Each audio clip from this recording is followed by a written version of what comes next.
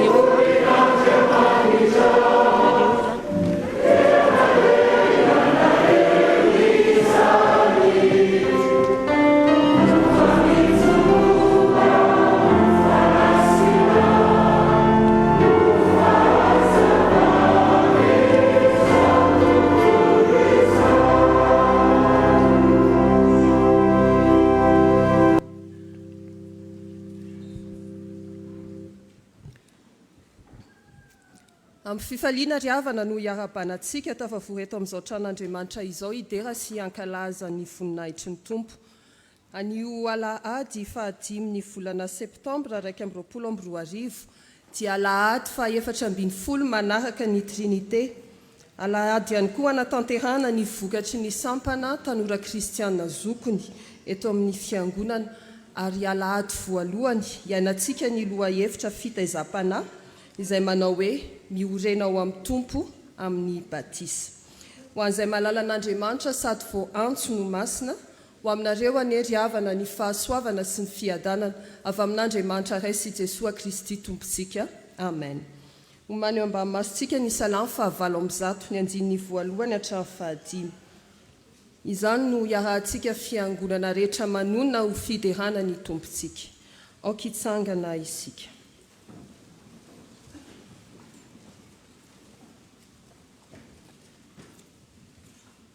Iderany Tompo isika manao hoe amin'ny anaran'i Jesosy Kristy. Andriamanitra, tafatoetra ny foko, ny fanahiko no ihira sy ankalaza, ny voaza ny fanahisibokana, ny fomba rainako iderana hoe firenena maro Jehovah, ary ankalaza nao eny amin'ny Jetisy, fa lehibe loatra ny lanitra famondraponao, ary mipaky eny am'raona ny fahamarinanao. Misandrana ny ambony lanitra ianao Andriamanitra, ary moka mety ambony tany rehetra ny voninahitra ao. Amen.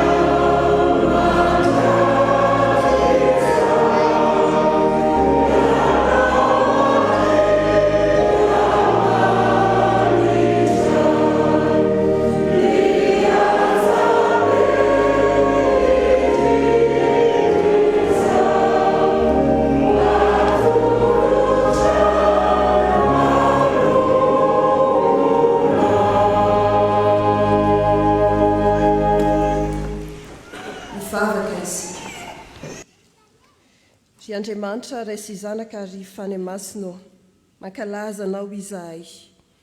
No ny antsonao anay ka nanekenao andray anay ato amin'ny tranonao, afaka miseho eto anatrehanao ankehitriny.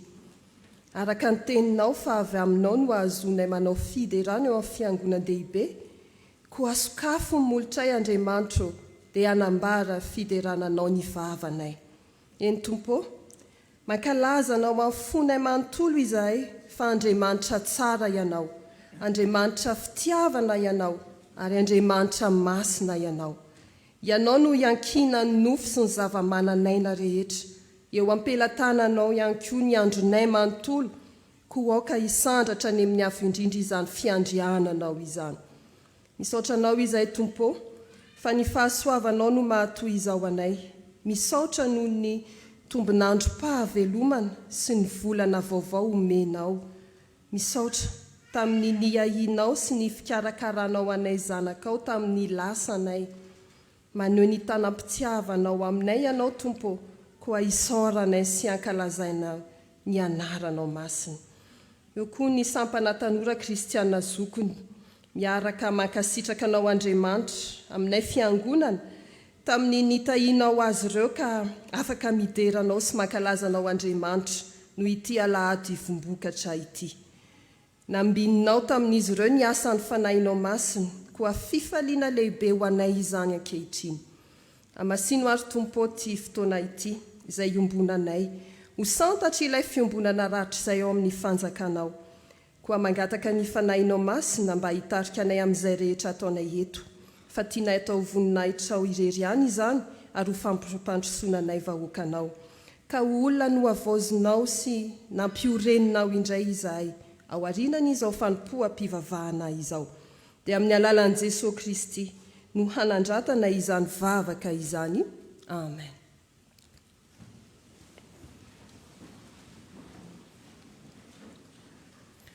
Aoka hoe notsika mpanajana ny sitrapon'Andriamanitra, izay nandindiny atsika anompontsika azy amin'ny fahamarinana.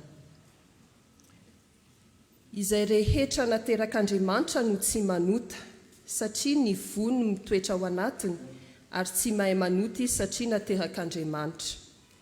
Ary izay rehetra manana izany fanantenana miorina amin'izany dia manadio ny tenany mba hadio tahaka azy. Amen. Sambatra mahitsy lalana izay maneraka ny rahantsika. Sambatra izay mitandrina ny fahafolobe ka mitady azy amin'ny folo rehetra. Amen.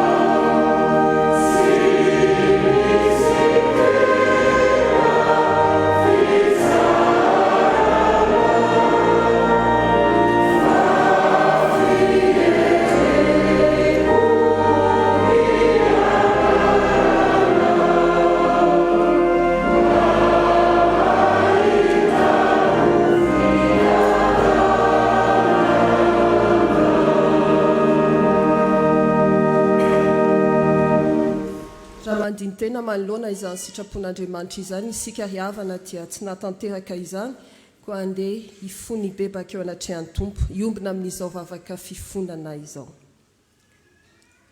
Iray masina tsara indrindro manao izao vavaka fiankekeliko izao izahay no ny teny voalaza ny sitraponao Andriamanitra mitaonanay hifona sy bebaka. Renay teo mantsy fa izay rehetra nateraka ao Andriamanitra no tsy manota ary tsy mahay manota, ary amin'izany koa dia tonga manadio ny tenany mba hadio tahaka an'i Jesosy Kristy izay tsy mba nanana ota. Raha ny tena marina Tompo dia tokony efanay teo anatrehanao izany, satria izahay vita batisa dia tonga zanakao Andriamanitra. Izahay vita batisa no voadio sy voasasa satria anisan'ny marika anehoana ny amin'ny fiavaozam-piainana, ny amin'ilay finoana ny fahasoavanao amin'ny Kristy maty sy nitsangana tamin'ny maty, kanefa tsy tanteraka izany. Koa tsapanay fa tsy miorina aminao Tompo, amin'ny alalan'ny batisa izahay mahatombo ola manota ihany. Efa voadio kanefa niveriny tao anatin'ny fahalotona indray. Ary tsy izany ihany Tompo fa ireo toetra sy fomba fiaina hafa mbola nandikanay ny sitraponao Andriamanitra. Fantatrao ny aminay tsirairay avy reto, fantatrao ny nalehan'ny tongotray, ny eritreretin'ny sainay, nijeren'ny masonay, tenen'ny vavanay, nampalahelo anao. Ireny dia mahameloka manoloana ny fahamasinanao sy ny fitiavanao ary ny famindramponao. Ireo Tompo no hifonanay ankehitriny, satria tsy nandehananay homendriky ny filazantsaranao. Koa mangataka aminao izahay iray be fahasoavano mamela ny fahotanay rehetra no ny zanakao. Ary misaotra fa raha miaiky ny fahotanay izahay dia mahatoky sy marina ianao ka mamela ny fahotanay ary manadio anay ho afaka amin'ny tsy fahamarinanay rehetra. Koa raisinay amin'ny finoana sy ny fifaliana ary ny famelan-keloka tolotra amin'ny mpanota mibebaka rehetra. Misaotra ray eo no izy Jesosy zanakao mifona ho anay eo ankavananao. Ary omeo anay Tompo ny fanahinao masina mba hialanay amin'ny ratsy rehetra ka hanaovanay ny tsara. Dia amin'ny anaranao Jesosy Kristy mpamonjy anay no hivavahanay toy izany. Amen.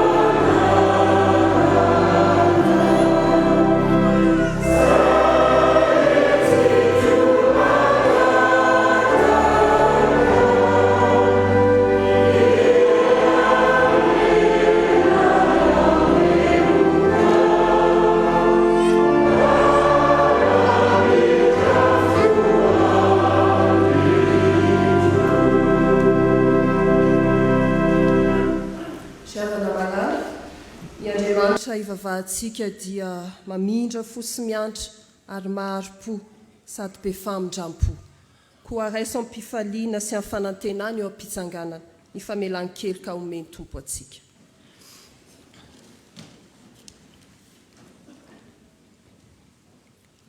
Hoy ny tompo, raha miaiky ny fahotantsika isika dia mahatoky sy marina izy, ka mamela ny fahotantsika sy manadio antsika ho afaka amin'ny tsy fahamarinana rehetra.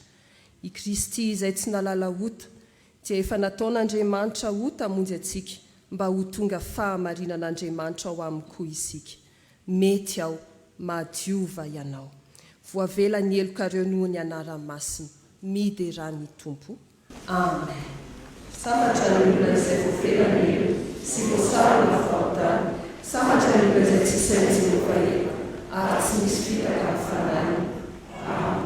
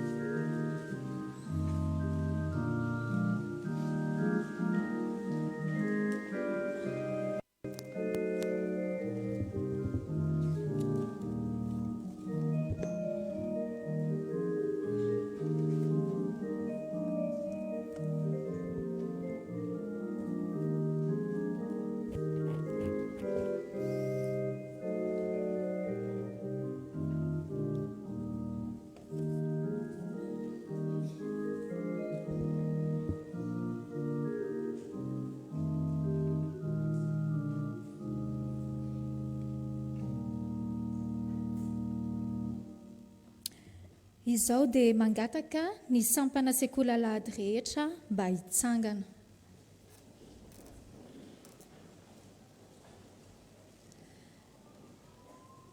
Indreto izay antoky ny famonjena manatrika izao fotoana izao, manonona ny fiadanan'ny tompo ho amintsika mpianakavin'ny finoana rehetra.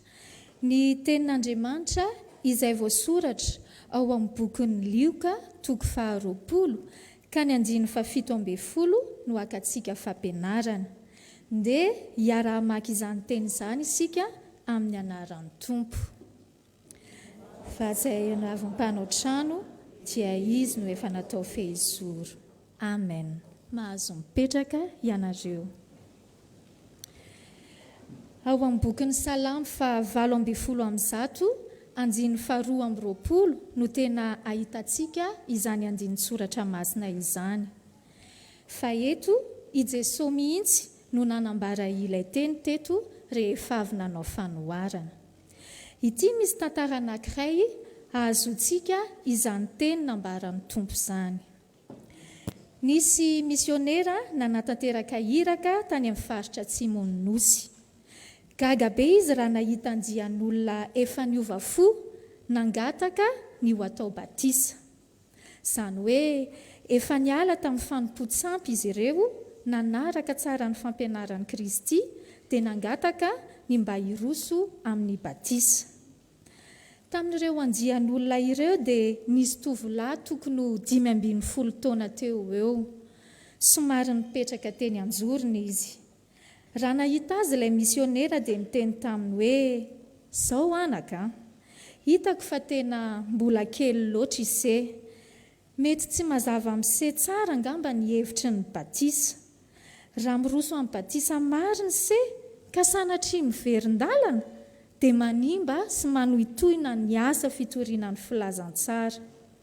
Mbola hiverina aty aho afaka enim-bolana, ka raha hitako fa tsy niovy ise fa niorina tsara ary tena tapa-kevitra dia atao batisa."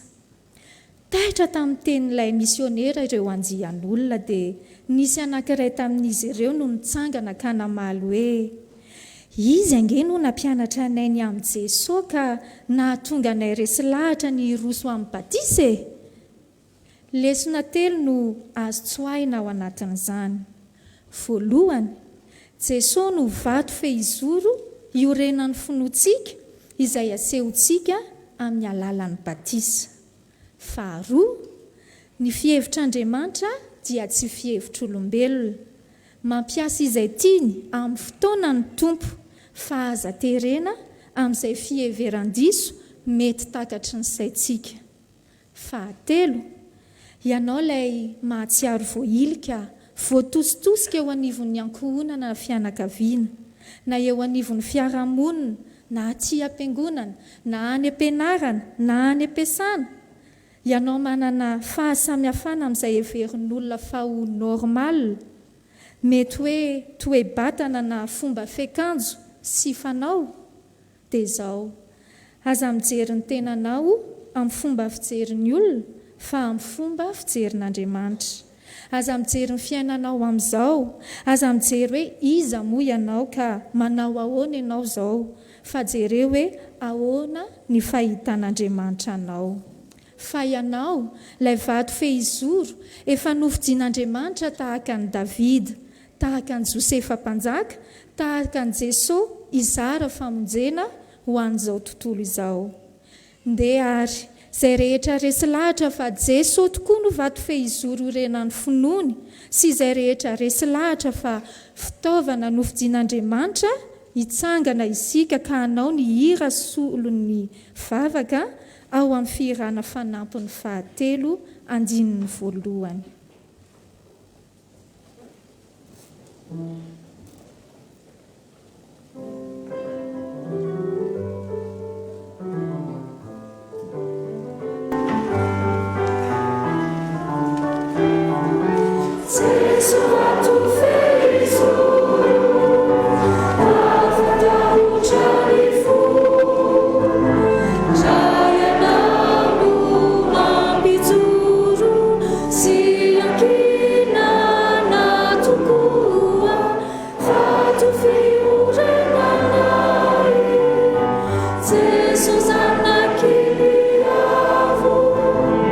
Fatu via lufanai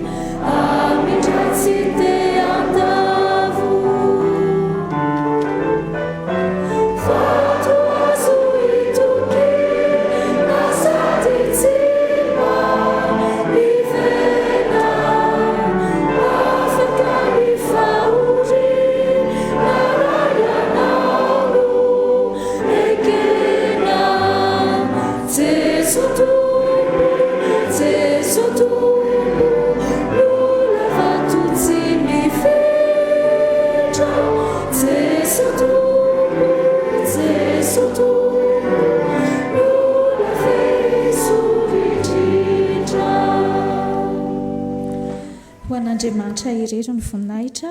Amen.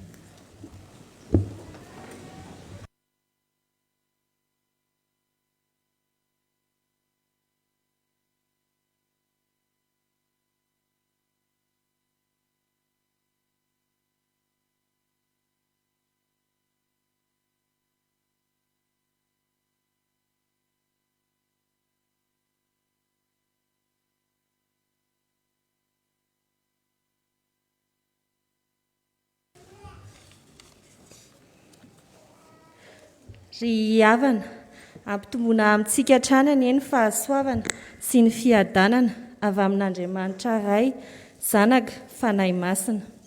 Miorena tsara, aza miova, ary mahefabe mandrakariva amin'ny asan'ny tompo. Satria fantatrareo fa tsy foana tsy akory ny fikelezanareo aina ao amin'ny tompo. Korintianina voalohany, 5:15-20. Mazotoa fa aza malaina, ary ao ka fanafo amin'ny fanompon'ny tompo. Romanina 12:20. Midera sy mankalaza an'Andriamanitra mandrakariva isika, fa noho ny famindrapony, na dia teo aza ny toe-javatra nitranga teto amin'izao tontolo izao, toy ny valana aretina Covid-19, dia nanantotosa ny asa fanompony ny STK zokiny teo anelanelany 12 Oktobra 2020 hatramin'ny androany 5 Septambra 2020 araka ny sitrapon'Andriamanitra. Ny STK zokiny dia sampana mijoro sy miasa eto amin'ny fiangonana amin'ny alalan'ny fandraisana anjara feno amin'ny hetsika rehetra karakaraina entina mpandrosoana ny fanjakan'Andriamanitra. Anisan'izany ny fitoriana ny filazantsara sy fandalinana ny finoana, ny fandraisana anjara amin'ireo fotoana rehetra iraisan'ny sampana ary ny sampanasa, ary fampiasana ny teknôlôjia vaovao ny fifandraisana, ifanakalozana sy ifampaherezana, koa manasanao hirotsaka ho mpikambana.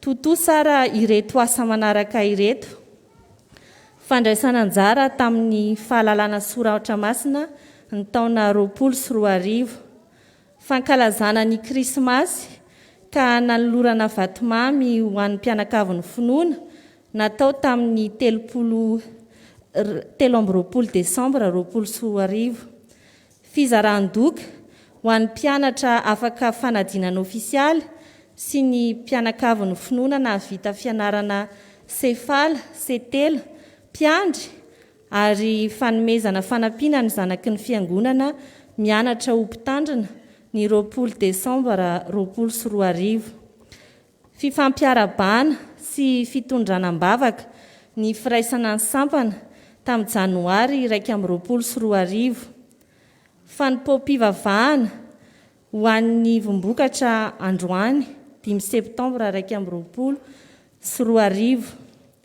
noezahana hatrany ny naneho ny fifankatsiavana teo amin'ny mpikambana araky ny vinan'ny fiangonana tamin'ny alalan'ny fifampitondranan-kafaliana na tsy fahasalamana na fahoriana araky ny fandaminan'ny fiangonana no ny amehana ara-pahasalamana.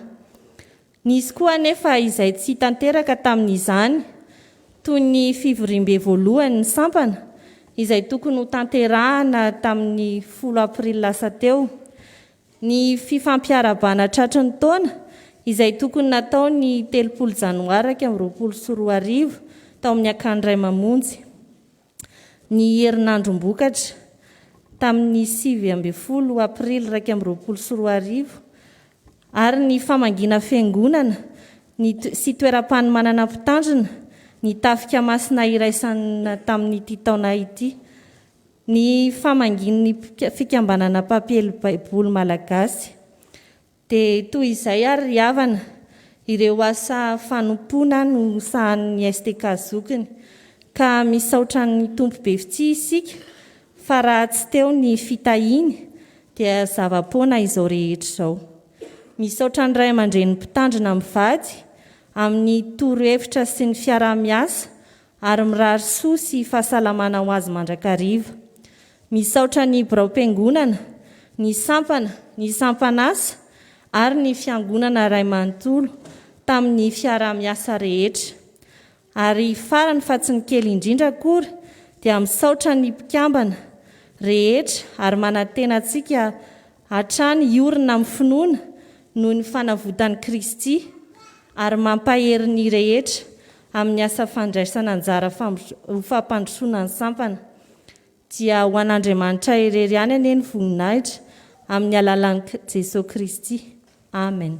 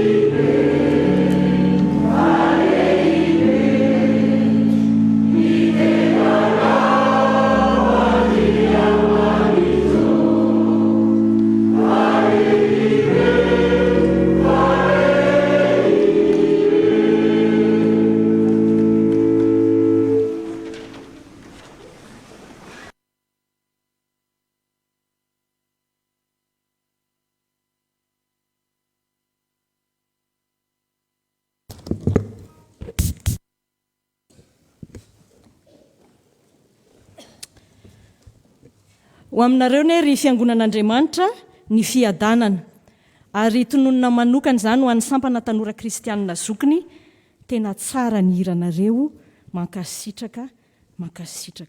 Fa masina ny tempolin'Andriamanitra dia ianareo izany. Koritianina 1:7 tapany 2. Anio alahady 5 septambra dia manomboka mibanjina loha hevitra fitaizana vaovao indray isika fiangonana manao hoe miorena ao amin'ny tompo ao amin'ny batisa.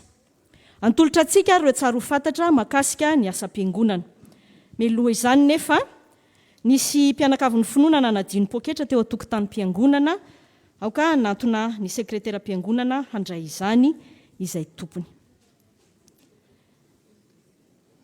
Izao ny taratasy voaray avy any ivelany avy amin'ny Université FJKM Raveljohn. Taratasy filazana fisokafana fisoratana anarana ao amin'ny taom-pianarana 2022. Ireto ny sampam-pianarana misy infirmier anesthésiste, infirmier généraliste, technicien de radiologie, sage-femme. Ireo mpianatra hiditra taona voalohany dia ireo manana ny mari-pahaizana baccalauréat série C na D na S na A2. Raha misy lina isika tanora sy isika ray aman-dreny dia aoka hijery ny andinindininy ao amin'ny fafana ao tokotanim-piangonana na hanatona avy hatrany eny amin'ny Université Raveljohn eny Ambatobevanja. Avy amin'ny synodam-paritany Antananarivo Andrefana, sampanasa asa fitoriana filazantsara, taratasy fampahafantarana fionambean'ny AFF any Manakara ny 13 ka hatramin'ny 14 septambra. Avy amin'ny FJKM Tranovato Ambatonakanga, fanasana ny fiangonana sy ny vondrona fototra laika amin'ny sakafo piraisana ataony 3 oktobra 2022. Iangaviana ny vondrona fototra laika eto atoerana hanantonay anolorako ny taratasy fanasana miisa 2. Toy izao kosa ny rahantsika eto atoerana. Anio dia alahady fa 14 manaraka ny Trinité ary araka ny hitatsika dia natokantsika hitondranam-bavaka ny sampana tanora kristianina zokiny. Anio ihany koa ao anatin'ny fandaharam-potoana ny fiangonana no atao hoe alahady fivoriam-beny ny mpandray ny fanasan'ny tompo. Isy fotoana manokana anamariana izany izay ho tarihin'ny mpitandrina dia aoka isika rehetra anapaharetana hanatrika izany fivoriam-beny ny mpandray ny fanasan'ny tompo izany. Fifaliana ao antsika koa ry havana ny mifanatry tavy indray anio amin'ny mpitandrina Rarjona sy Lofomivady rehefa tafaverina somatsara avy nanatrika ny synoda lehibe izy ireo tany Asambava sy nanatanteraka ny fialan-tsasatra. Tonga soa ianareo ray aman-dreny. Isy ny rakitra tsingeritaona anio aterina ety amin'ny altara ho tanterahan'ireo nanana tsingeritaona na aterahana nandritra ny volana Aogositra. Ny rakitra voalohany anio dia ho atolontsika ho amin'ny fiainan'ny fiangonana ary ny faharoa kosa araka ny fandaminana satria tsy tontosa izany tamin'ny volana Aprily araka ny nambaran'ny sekretera ny STK zokiny teo. Ny rakitra faharoa anio dia atolontsika ho fanohanana ny sampana tanora kristianina zokiny. Asaina ireo mpandray fanasan'ny tompo rehetra tonga manatrika izao fotoana izao hiomana amin'ny fiombonana latabatra amin'ny tompo. Isaorantsika ihany koa ny tompo ry havana ary akasitrahana isika mpianakavin'ny finoana tonga maro fa totosa omaly sabotsy ny etsika tournoi 160e izay no totosaina sy ny karakarainy ny komity ny 110 taona ny fiangonana. Voromaro isika mpianakavin'ny finoana ary tena omena tehaka manokana ny tanora fa dia tena nahafinaritra ny fandraisanareo anjara ny fitiavanareo ny fiangonana sy ny asa iombonana. Mankasitraka indrindra ry havana, mbola misy ihany moa ny etsika iombonana ampahafantarina antsika miandalana eo ihany. Toy izao ny tompo maso amin'ny asa iombonantsika amin'ity volana septambra ity dia aoka samy atadidy sy andray izay anjarany amin'izany. Araka nefa manam-pahafantarina tamin'ny heriny, anio tolakandro amin'ny 2 ora sasany dia manomana le etsika fanaovam-bakisiny ho antsika indray ny komitiny 110 taona. Amin'io no atao ny 2e dose AstraZeneca ho an'ireo navita première dose tamin'ilay Covishield. Ary koa anaovana ny vaksiny Janssen ho an'ireo izay tsy nitsindrona n'ilay AstraZeneca. Manomboka amin'ny 2 ora sasany araka ny nambarako teo. Mitondra ny karam-baksiny izay efa navita izany tamin'ny première dose. Ireo vao hanao vaksiny kosa dia hitondra karam-panondro sy dika mitovy ny karam-panondro ilain'ny ministera io dika mitovy io dia tsy maintsy entina zany ny dika mitovy ny kara-panondro. Anio tolakandro io etsika io ry havana. Hanomboka rapitso alatsinainy 9 septambra ka hatramin'ny 12 septambra ny herinandrom-bokatry ny AFF ambara amintsika eo avy eo ny andinindininy. Isy ny asa sy fampaherezana amin'ny heriny anio alahady faharoa tanterahany sampana fifoazana. Ny 13 ka hatramin'ny 17 septambra, zany hoe amin'ity volan'ity no ivo ny fankalazana an'Andriamanitra no fahempolo amin'ny 100 taona ny fiangonana. Ho vorolanina isika fiangonana dia aoka samy iominana amin'izany. Ny 14 septambra dia fisotonan'ny katekomenina dia efa ilazana mialoha isika ray aman-dreny makasika izany. Ary ny 19 septambra no anatanterantsika ny fahalalana soratra masina. Mianatra ny katekomenina ny tolakandro, ny lesona voalahatra dia ny kristianina andry ny firenena. Ireto ry havana misy fampahafantarana ary sy fanentanana avy amin'ny birao-piangonana ho antsika. Koa satria tapitra ny amena ara-pahasalamana dia foana arak'izany ireo fepetra samihafa momba ny fivezivezena amin'ny alina sy ny famorim-bahoaka samihafa dia ambara amintsika fiangonana ary izao fandaminana izao. Mamerina amin'ny laoniny tsikelikely ny fiainam-piangonana efa natao teo aloha isika. Koa manomboka ity volana septambra ity dia tanterahana amin'ny 9/5 amin'izay ny fanompom-pivavahana zoma-hariva. Faharoa, raha nambala teo aloha ary araka ny fandaminana teo anivon'ny synodam-paritany sy teto amin'ny fitandremana fa aty am-piangonana no atao ny fampaherezana ny fianakaviana ny dom-pahoriana rehefa tonga miangona aty am-piangonana ny fianakaviana. Manomboka ny alahady 5 septambra, raha sanatria misy ny fahoriana dia ho tanterahana ny tokantrano amin'izay ny famangina ho fampaherezana ny fianakaviana. Fahatelo, tsy voafetra intsony moa ny isan'ny olona afaka miara-mivory, saingy kosa manentana izahay mba hanohy ny fitandronan'ny fahasalamana isika. Ampiasa ao an-trano ny arivava, indrindra raha mivory ao anaty trano mihidy tahaka izao isika. Izay voan'ny sery na mikohaka sy mafana hoditra dia tena iangaviana ampiasa ny arivava tsy akijanona ary hijanona ny an-trano raha azo atao ary indrindraindrindra nantona tobim-pahasalamana. Fa efatra farany, ireo fanao efa mahazatra antsika sady hita fa mahasalama toy ny fanasana tanana matetika amin'ny savony na amin'ny alikaola mialohan'ny hidirantsika ny trano fiangonana dia tohizantsika hatrany ireny. Sy amin'ny fotoana rehetra izay ilana izany dia tanterahantsika izany. Ny toetry ny volana nandritry ny herinandro. Ny rakitra voalohany, ny rakitra faharoa, ny rakitra nandritra ny fivoriana ankatoky ny fandraisana, ny rakitra nandritra ny fanompom-pivavahana zoma-hariva dia mitotaly 894 600 ariary. Ny rakim-pisaorana sy ny adidy kosa dia mitotaly 255 000 ariary. Ireo rehetra ireo dia mitotaly 1 149 600 ariary. Fiantsona fanambadiana. Ramatora Velo Arseno Veromanitra. Ramatora Soambelonoro Zoe Mianadahavy. Andriamatora Kotinirainy Zakimy Vady Mianadahavy. Ramatora Vaoarso Louisa. Andriamatora Parson Ratsimba Andriamananjara. Ramatoa Randria Narvelo Andria Milandy Rasoanta Mianadahavy. Dia faly mampandreny fiangonana ny fanambadian'ny zafiny, ny zanany, Randria Nandrasana Mamsoderana Valona Kristian sy Ratsimba Andria Milandy Liantsoa. Fanambadian'izy ireo dia kasainy ho tanterahana ny sabotsy 12 septambra amin'ny 12 ora eto amin'ny FJKM Parobe Famonjena. Ity ny fiantsona fahatelo sady farany. Miroso ny fanambadiana, aoka iomana ny voamera tomponanjara amin'izany dia ny voamera ny fananana sy ny tomponandraikitry ny fafana ny orga. Filazana manjo ho an'ny mpitandrina amin'ny vady sy ny fiangonana. Amin'ny finoana ny fitsanganan'ny tena maty no ampandrenesanay ny fahalasana-ny Rakotseheno Daniel Félix Danbe ny alakamisy 2 septambra 2022. Lasa teo amin'ny 420 ny taonany. Hoy ny vadiny Razay Arimanana Eulalie, ny zanany Rakotseheno Hantamalala Lucia Mianadahavy, ny havany ny teraky Topo Klara Zakabona sy Tokopivavy Ratsirofo ary ny fianakaviana manontolo. Ny nofiny dia entina miala ao an-trano ny ao Behoririka ny alahady 5 septambra 2022 amin'ny 2 ora atoandro. Entina nomezam-boninahitra an'Andriamanitra ao amin'ny FJKM Amboara Ambohimanga melony ametrahana azy ao Ambomanga ihany. Ny famangin'ny fiangonana dia ho tanterahana avy eo isy solontenan'ny fiangonana hampahery ny fianakaviana any atokantrano. Toy izao ny taratasy avy amin'ny sampana nay rafitra eto amin'ny fiangonana. Avy amin'ny gazety taratry ny famonjena.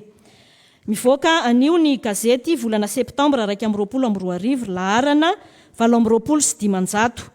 Asaina mpitiavana ny mpamandrika hakany anjarany sy isika fiangonana anjifa ny gazety. Ireto ny lahatsoratra mety ho hitantsika ao. Ny akon'ny synôda lehibe tany Sambava, ny toakevitry ny mpitandrina Ramilson Diamondra, ny révérend Rakotoarivony Paul, ny kristianina sy ny fanahiana. Raha be fanahiana zany ianao dia raiso ny gazety. Avy amin'ny sampanasa asa fitoriana filazantsara, programa herinandrom-bokatra. Araky nambarako teo dia manomboka rapitso zany, ko asaina isika.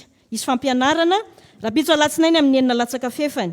Fampianarana dia zao, fa lozako raha tsy mitory ny filazantsara ao, araky ny eo amin'ny Koritianina voalohany toko 7:4. Sy ny alakamisy 9 septambra amin'ny 9 latsaka fefany ihany.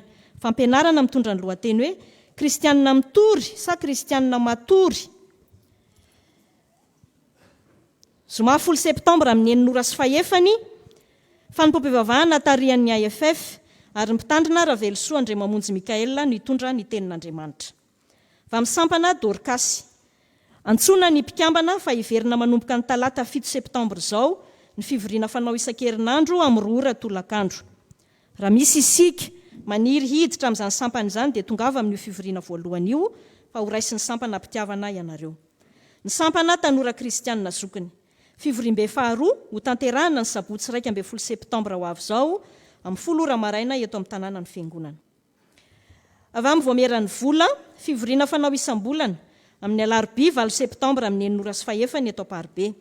Avy amin'ny voameran'ny Epana, fivoriana fanao isam-bolana sabotsy 12 septambra amin'ny 2 ora tolakandro. Taratasy fisaorana roa avy amin'ny sampana vokovoko manga. Fisaorana noho ny fahatanterahany fanatrehan'izy ireo ny fionam-be tany Antsirabe natao ny 9 ka hatramin'ny 7 Aogositra lasa teo. Ary avy amin'ny komitiny 110 taona, fisaorana no fahatotosany ny hetsika tournois 160e nataontsika omaly. Zay ry avina ny raharaha sy asa ny rahanantsika, aoka samy andray ny andraikiny arak'izay andrahan'ny tompo antsika. Aparibe famonjena isika mahatahiry ny finoana, mifankaty ary miasa amin'ny fahazotoana. Dia ho an'Andriamanitra irery ny voninahitra. Amen.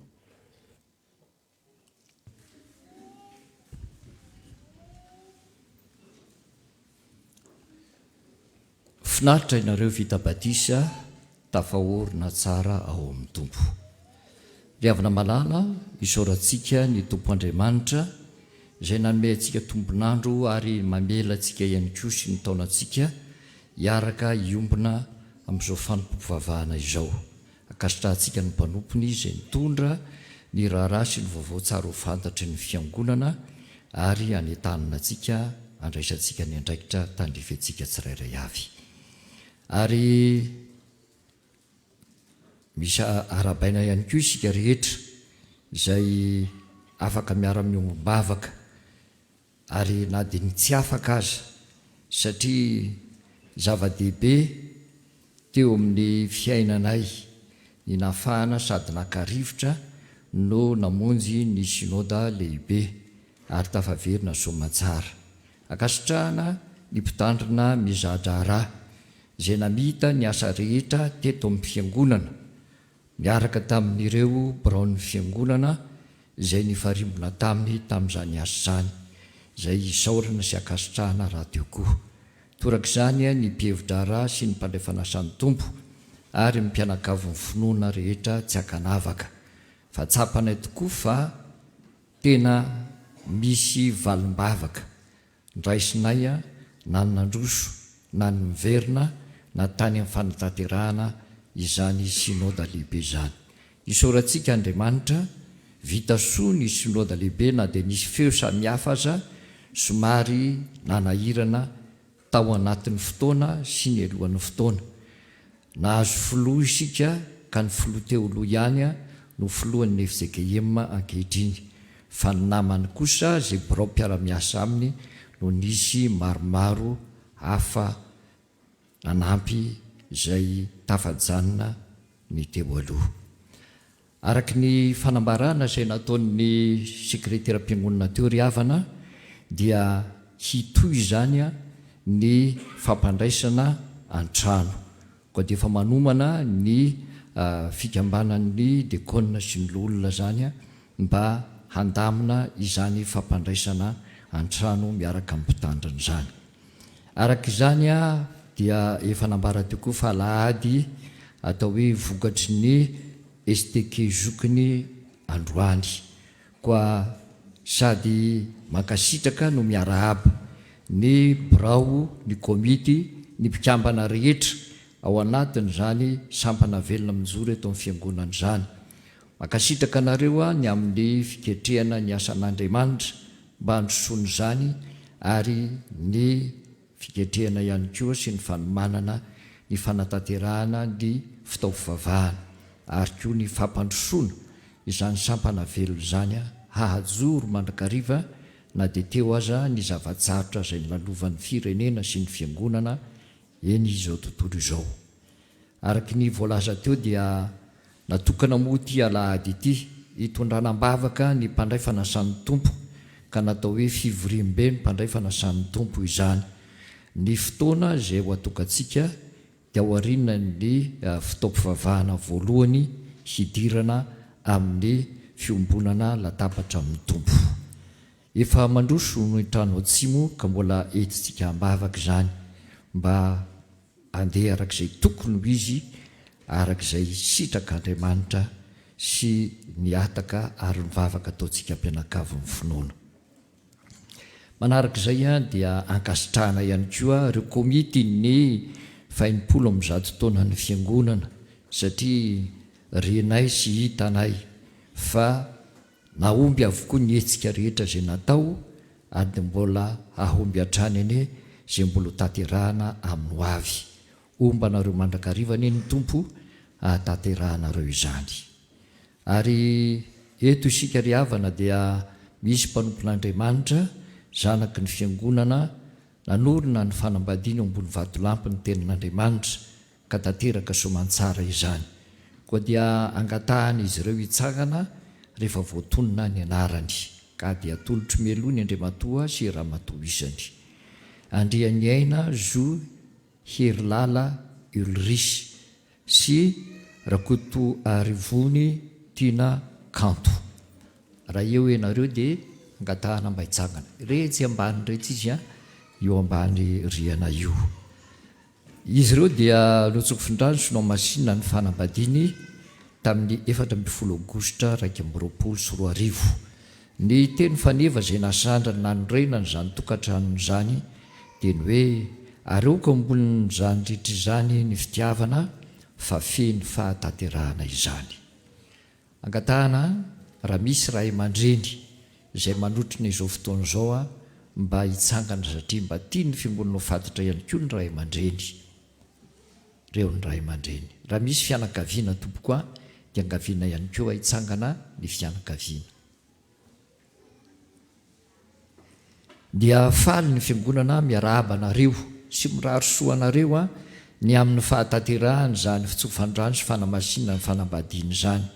Ny tsika FJKM moa zany ny fanambadiana dia tsofon-drano sady amasinina, dia hitantsika amin'izany fa zava-dehibe eo ny fiainan'ny olona tonga amin'izany tanjony izany ny atao hoe mandray izany fanamasinana sy ny fitsofan-drano ny tokantrano izany, mba ho mendrika ho tokantrano kristianina. Ka dia arabaina anareo ary irainina soa ho tanteraka aminareo hatrany ene izany teny vavolombelona nataonareo teny faneva ny amin'ny tokantrano izany. Ary ianareo fianakaviana koa dia irina mba hanampy azy ireo amin'izay zavatra tokony entiny hahatomombana izany fiainany miroso ny tokantrano kristianina izany. Hitondra-bavaka anareo ny fiangonana. Ry Jesu Kristy Tompo lohan'ny fiangonana, Andriamanitra tia ny tanora ianao, ary indrindra ny tanora izay mandeha amin'ny fahamarinana, dia matsiaro ny tenin'ny Jaona izay fahiny manao hoe tsy misy fifaliana mihoatra noho izao, dia ny andrenesako fa mandeha amin'ny fahamarinana ny zanako ady izany indrindra ho fifalian'ny fiangonana ankehitriny ary ivavahan'ny fiangonana ho azy ireo mba hatateraka ilay teny fanivana sandrany mba ho fiainan'izy roa ao anatin'ny tokantrano ary amma tokantrano kristianina izany tokantrano izany ka ho amboniny ny zavatra rehetra eo amin'ny fiainany tokoa zany fifankatiavana izany satria nataonao zany tompo ao ho feny fahataterahana dia mivavaka aminao hatrany koa izay ho an'ny fianakaviana raha roa izy teo aloha dia ho tokana kosa ankehitriny satria nampiraisy ny fifankatiavany reto mpanomponao reto dia miara-mamindra ao aminao Kristy tonga fianakaviana iray mpamonjy io miasa manan-kery velarana zany fifankatiavana zany na eo amin'ny mpivady na eo amin'ny fianakaviana ary eto anivon'ny fiangonana fa amin'ny anaranao Jesosy nentinay maniry sy manao zany vavaka izany amen. Afaka mipetraka ianareo. Zao sikariavana dia iroso eo amin'ny atao hoe fiarabana ihany koa ireo mpianakavy finoana izay teraka volana aogositra. Ity zany le atao hoe fiarabana tsingeritaona ka izay teraka volana aogositra zany sika manatrika izao fotoana izao dia iangaviana indrindra mba hitsangana eny toerana. Izy ny teraka volana aogositra. Ireo zany any teraka volana aogositra misy eny ambony misy ety ambany. Izao no teny izay aroso sy atolotra ho anareo. Ampo anao ny fahasoavako. Ampo anao ny fahasoavako. Io teny io dia fantatritsika fa tenin'i Jesosy tamin'ny apôstôly Paoly ka dia atolotry ny fiangonana ho anareo ihany koa izay teraka volana aogositra izany. Dia faly miarahaba anareo ny fiangonana ary mirary ny fitahin'Andriamanitra ho anareo hiaina anareo tokoa anie izany tenin'ny soratra masina hoe ampy anao ny fahasoavako izany ho Jesosy satria ny herin'ny Tompo dia tanterahany amin'ny fahalemetsika. Korintianina 2:12 ka ny 9:7. Ivavaka ho anareo ny fiangonana. Ivavaka isika. Tompo lehibe sy mahatalanjona ny asanao ary zany ny kuizany fahavalonao anao fa na dia eo aza Tompo reo zavatra maro samihafa izay mety manahirana ny fiainanay eny mety maningotra ny ainay mihitsy aza dia teo ianao Tompo mahery hijery sy ny tsimbona lomba ireto mpanomponao reto ka ny fahasoavanao tokoa no natoy izao azy ary irinay hitoy mandrakariva eo amin'ny fiainan'izy ireo zany fahasoavanao zany satria mampitoetra ny herinao izay mitondra anay mitarika anay mambomba anay ka na dia manana fahalemena azy izahay dia mahajoro hatrany miaraka aminao Kristy dia ataovy tanteraka amin'ireo mpanomponao ireo izany Tompo ary ianao mampafantatra azy fa ny zanaka sy ny asan'ny tananao dia raisinao adidinao mandrakariva ary tsy avelanao sy arombaka azy fifeom-pelantananao raha teo izy amin'ny anaranao ary Jesosy nentinay maniry sy manao zany vavaka izany misaotra mpamonjy amen. Araka izany dia toy ny fanaontsika anao fanatitra fisaorana ety amin'ny alitara ianareo fanatim-pisaorana ety amin'ny alitara ary osolo mpandraisan-tanana mbola tazomintsika aloha izay fa ialahantsika tsikelikely rehefa aveo araka ny voalazany sekretera teo dia osolo mpandraisan-tanana zany dia misy atao hoe fahatserovana kely izay atolotry ny fiangonana ho anareo ka ny hira hiran'ny finoana larana 12 no tanterahantsika ny 1 2 ary ny 3 hiran'ny finoana larana 12 1 sy ny 3 no tanterahantsika feny toky ny fanahaka ao anatin'izay dia ny dekona ny andaminantsika amin'ny fandehanantsika ety anoloan'ny alitara.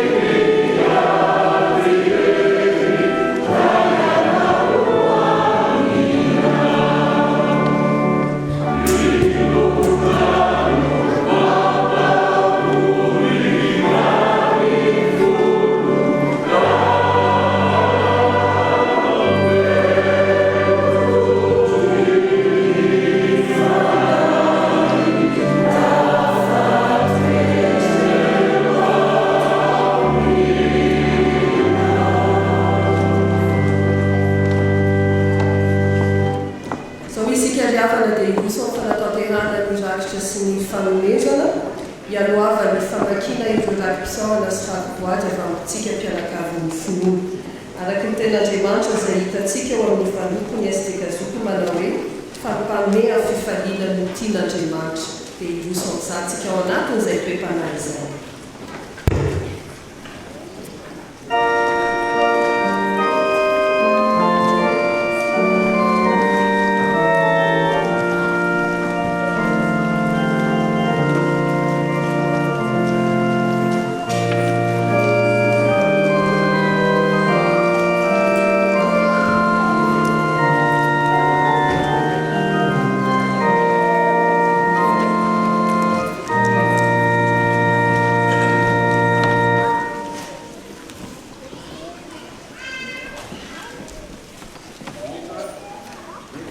dia mbola hifaly amin'ny Jehova ihany sy ravoravo ny Andriamanitra ny famonjena. Jehova tompo no tsanjako ary manao ny tongotro ho toy ny any dieravavy izy ka mampandeha ahy any amin'ny avonako. Habakoka toko voalohany 7:20 sy ny 7:20. Dia miarabantsika aminaran'ny tompo indray ravana trapamonjena mbola velonaina mifanatritava amin'izao alahady maraina izao ary dia miaraba manokana koa ny STKZOK-ny amin'izao alahady natokany fiangonana ho fanateram-bokatra ireo izao. Andeha antsika ankehitriny iombona fosy fanahy amin'ireo mpianakavy ny finoana izay manatanteraka ny vadiny ohatran'Andriamanitra ary manalitra rakim-pisaorana. Ny hira ao amin'ny firana fanampiny 4:30 no homantsika ankehitriny. Misaoran'i Jehovah ary fanahiko ary izay rehetra tao anatiko, misaora ny anarany masina. Misaoran'i Jehovah ary fanahiko ary aza misy adononao ny fitahiny rehetra. Salamo 7:1 sy ny 2. Velom-pisaorana anao indrindra aho ry Tompandriamanitra, fa nandeha nandalo ady sarotra aza ny tenako tao anatin'ny aretina dia mbola nitahinao hatrany, dia raha sy laza ary voninahitra natolotra anao irery ihany. Manolotra rakim-pisaorana 40,000 ariary ao ny 20,000 ariary ho an'ny mpitandrina, 20,000 ariary ho an'ny asan'ny fiangonana. Mangataka vavaka avy amin'ny fiangonana sy ny hira ao amin'ny fiarahana fanampiny 4:30 tanterahantsika ankehitriny.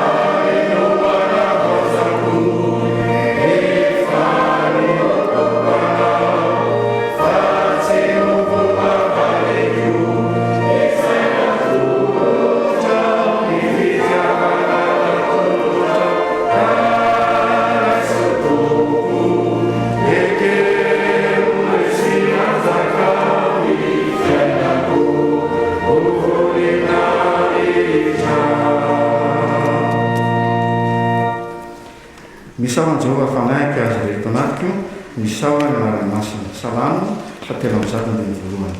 Fianakaviana iray misaotra an'Andriamanitra noho ny tsingerinandro naterahany zanany vavy, mangataka vavaka ho amin'ny fianarany sy ho amin'ny asa fivelomana. Manolotra fisaorana ho amin'ny tanjona, mangataka ny hirany finoana larana 4:20 izay fantetarahitsika tamin'ny rakitra oniversiara teo. Fa ny fahasoavan'Andriamanitra no atozao ahy ary tsy foana ny fahasoavany atampo, Korinthiana voalohany 10:20. Ray mpianakaviana iray misaotra ny tompo noho ny fahasoavana sy ny fitahiny tapa-voaka soamantsara ny hopitaly noho ny aretina nahazo azy. Mbola mangataka vavaka avy amin'ny fiangonana ny amin'ny fitohizan'ny fitsaboana hatramin'ny famondorona hatramin'ny farany aretina. Manolotra rakim-pisaorana ho amin'ny mpitandrina sy ny sampana azon'ny famonjena. Izany fianakaviana izany dia mangataka ihany koa ny hira feno toky 1:7 izay famiterahana tamin'ny rakitra aniversera teo. Mpianakavy ny finoana iray manolotra rakitra aniversera 100,000 ariary. Ny hira 7:2 no mantsika ankehitriny. Misaoran'i Jehovah fanahiko ary rehetra tao anatiko, misaora ny anarany masina. Misaoran'i Jehovah fanahiko ary aza misy adononao ny fitahiny rehetra. salamy fatelo am'zata ny voalohany sy ny faharoa mpampon'andriamanitra misaotry ny tompo no ny fitahiny sy ny famindram-pony manolotra rakosaorana fampandrosoana ny asan'ny fiangonana mangataka ny hira 7 faharoa ary vavaka va ny fiangonana ny mbola itoizan'ny fahasalamana ataontsika am'izao ny hira 7 faharoa.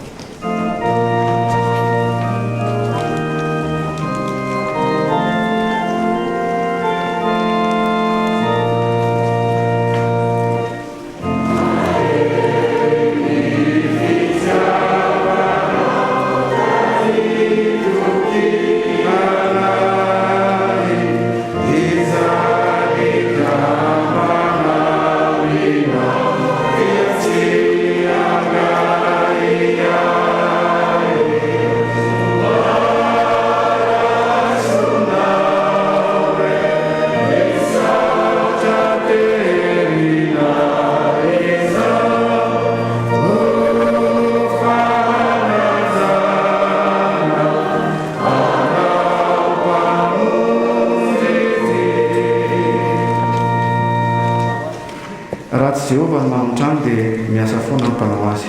Raha Jehovah no miambina ny tanàna dia miaro tory foana ny mpiambina. Salamo 7:1. Misaotra ny tompo ny fianakaviana iray noho ny nafitana soamantsara ny trano. Misaotra noho ny fiambenana nandritra ny fotoana rehetra. Misaotra ny fiangonana, ny havana sy tapaka noho ny fitrotroanam-bavaka sy ny fanampiana rehetra. Misaotra noho ny fahasoavana sesehena natolotry ny tompo. Ho azy irery ihany ny voninahitra, manolotra rakim-pisaorana, mampitandrina ary mangataka vavaka ihany koa avy amin'ny fiangonana. Fianakaviana iray noho ny adidy tsy vita tamin'ny fihiboana dia manolotra ny adidy izay tokony nofaina 40,000 ariary ho ampitandrina, 30,000 ariary ho an'vondrana fototra laika, mangataka vavaka avy amin'ny fiangonana mba hotoizan'ny fahasoavana izay efa men'ny tompo ary mangataka vavaka ho an'ny zanany vavy any ampita mba hiarovana amin'ny asa ratsy sy toizan'ny asa izay efa kasainy. Farandriavana dia ny hira faha 1:3 no omantsika. Rem-pianakaviana iray misaotra ny tompo fa tena mamaly vavaka sy mamendra fio tokoa izy, mangataka vavaka avy amin'ny fiangonana mba hitain'Andriamanitra ny tokantranony ankonany tsirairay avy ary mba hanomezana ihany koa filaminan-tsaina sy fiadanam-po avy amin'ny Jesosy Kristy ary fiononam-po avy amin'ny fanahy masina. Manolotra rakim-pisaorana ao ampitandrina ary mangataka ny hira fa 1:3 ry Jesosy loharaminaina. Tanterahantsika ny hira ankehitriny an'Andriamanitra reny ny voninahitra. Amen.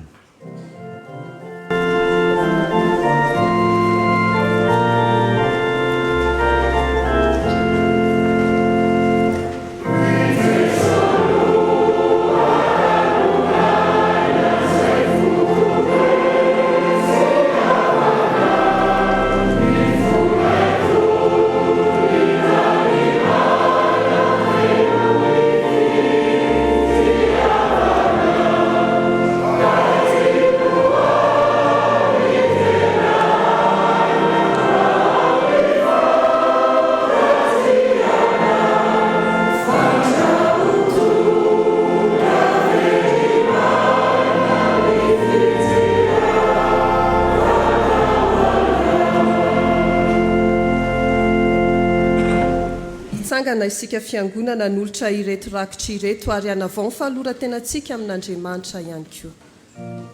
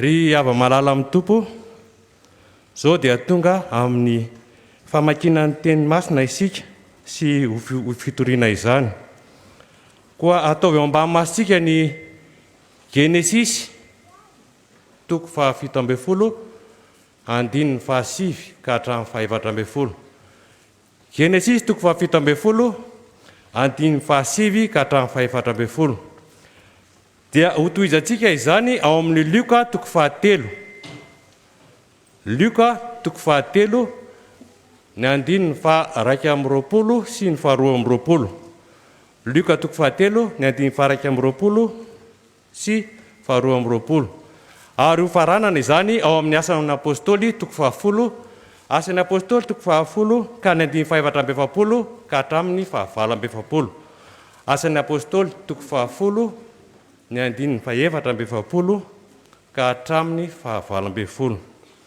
alohan'ny hamakitsika ireo teny ireo dia angataka ny fanahy masina atsika hiara-iondrika isika tompoko hivavaka voninahitra ho anao ry Andriamanitra ray ry Jesosy Kristy zanaka ary ny fanahy masina makasitraka indrindra tompo fa mbola nomenao fotoana ahafahanay mamaky ny teninao sy ahafahanay mandray ny teny sy ny hafatra avy any aminao koa ankehitriny tompo dia mangataka ny fanahinao masina izahay mba hitoetra aminay tsiraray avy ka ahafahany toriteny ampita ny havatra ary koa ahafahany vahoakanao andray ny hafatra avy any aminao izaho mivavaka izany dia ataonay amin'ny anaran'ny zanakao Jesosy Kristy tompo amen genesisy 17 ka ny andininy fahasivy ka hatramin'ny faha-7 amin'ny anaran'ny tompo dia hoy Andriamanitra tamin'ny Abrahama fa ny aminao kosa dia tandrina fanekeko ianao dia ianao sy ny taranakao mandimby anao hatramin'ny taranaka faramandimby ary izao ny fanekeko ho amiko sy ho aminareo sy ny taranakao mandimby anao dia izay ho tandremanareo ho forana ny lehilahy rehetra eo aminareo dia ho forana ianareo ary ho famantarana sy fanekena ho amiko sy ho aminareo izany ny zazalahy rehetra teraka valona eo aminareo no forana dia ny lehilahy rehetra amin'ny taranakareo hatramin'ny faramandimby na ny ompikely na izay novidim-bola tamin'ny hafa firenena ka tsy avy amin'ny taranakao tsy maintsy ho forana ny ompikelinao sy izay novidinao vola ary ny fanekeko dia ho amin'ny nofinareo ho fanekena mandrakizay ary ny lehilahy tsy voafora izay tsy mbola noforana dia nofongorana tsy ho amin'ny fireneny efa nivadika ny fanekeko izy mbola hotohizana ny vakiteny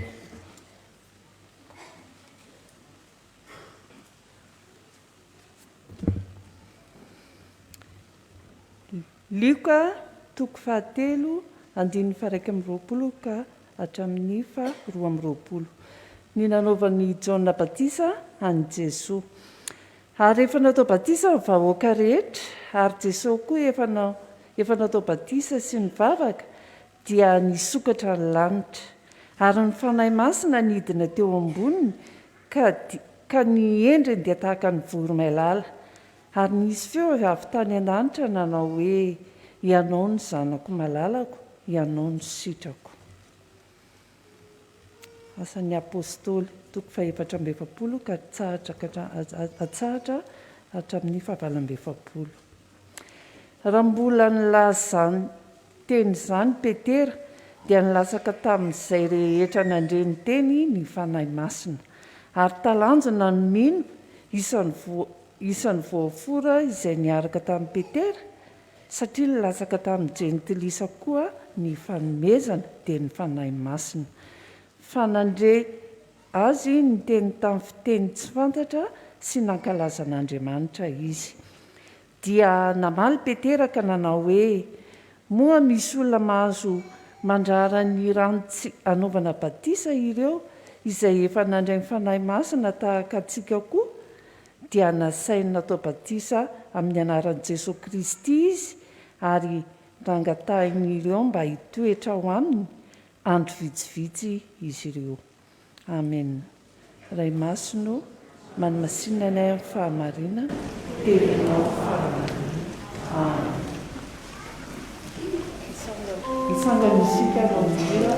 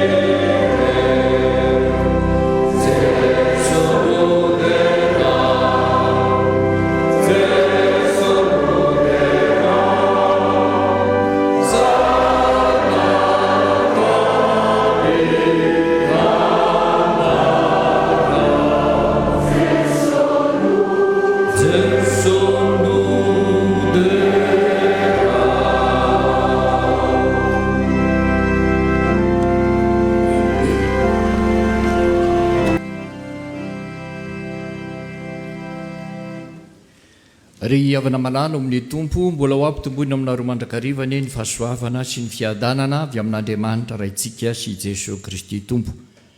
Araka ny voalaza teo dia miditra loha hevitra fitezam-panahy vaovao indray isika ka mitondra ny lohateny hoe miorena ao amin'ny tompo amin'ny batisa izany. Ny teny ato amin'ny soratra masina ry havana zay akantsika afatra andraisantsika izany fitezam-panahy zany dia zay hita ao amin'ny asan'ny apôstôly 10 ka ny 470 ary ny tapany faharoa manao hoe amin'ny anaran'ny tompo nilatsaka tamin'izay rehetra nandre ny teny ny fanahy masina. Nilatsaka tamin'izay rehetra nandre ny teny ny fanahy masina. Araka ny fantatritsika ry havana ary indrindra sitraky ny fiangonana mba hoentina ambavaka sy ho ampaherezina ary hitondrana atao hoe fanentanana dia natoka ny fiangonana mba ho fivorimbe ny mpandray fanasan'ny tompo anio ary koa fanatanterahany sampana tanora kristianina zokiny ny vombokatra anjarany amin'ity taona 2024 ity. Na izany aza nefa dia mahatsiaro isika fa ho an'ny fiangonana manontolo koa zany satria ny fiantanana iorina ao amin'ny tompo amin'ny batisa dia ho an'ny tsirairay sambatan'olona izay manana anjara ho tenany Kristy ety ambany masoandro. Ry havana malala ao amin'ny tompo, ny batisa dia ilay sakramenta voalohany ao amin'ny fiangonana dia ny fiangonan'i Jesosy Kristy eto Madagasikara zany. Ary io no anoloran'Andriamanitra ny fahasoavany tsy hita maso amin'ny alalan'ny famantarana hita maso. Izay no atao hoe sakramenta. Mbola renisitsika zany rehefa tonga ny fotoana iombonantsika sy iraisantsika latabatra amin'ny tompo.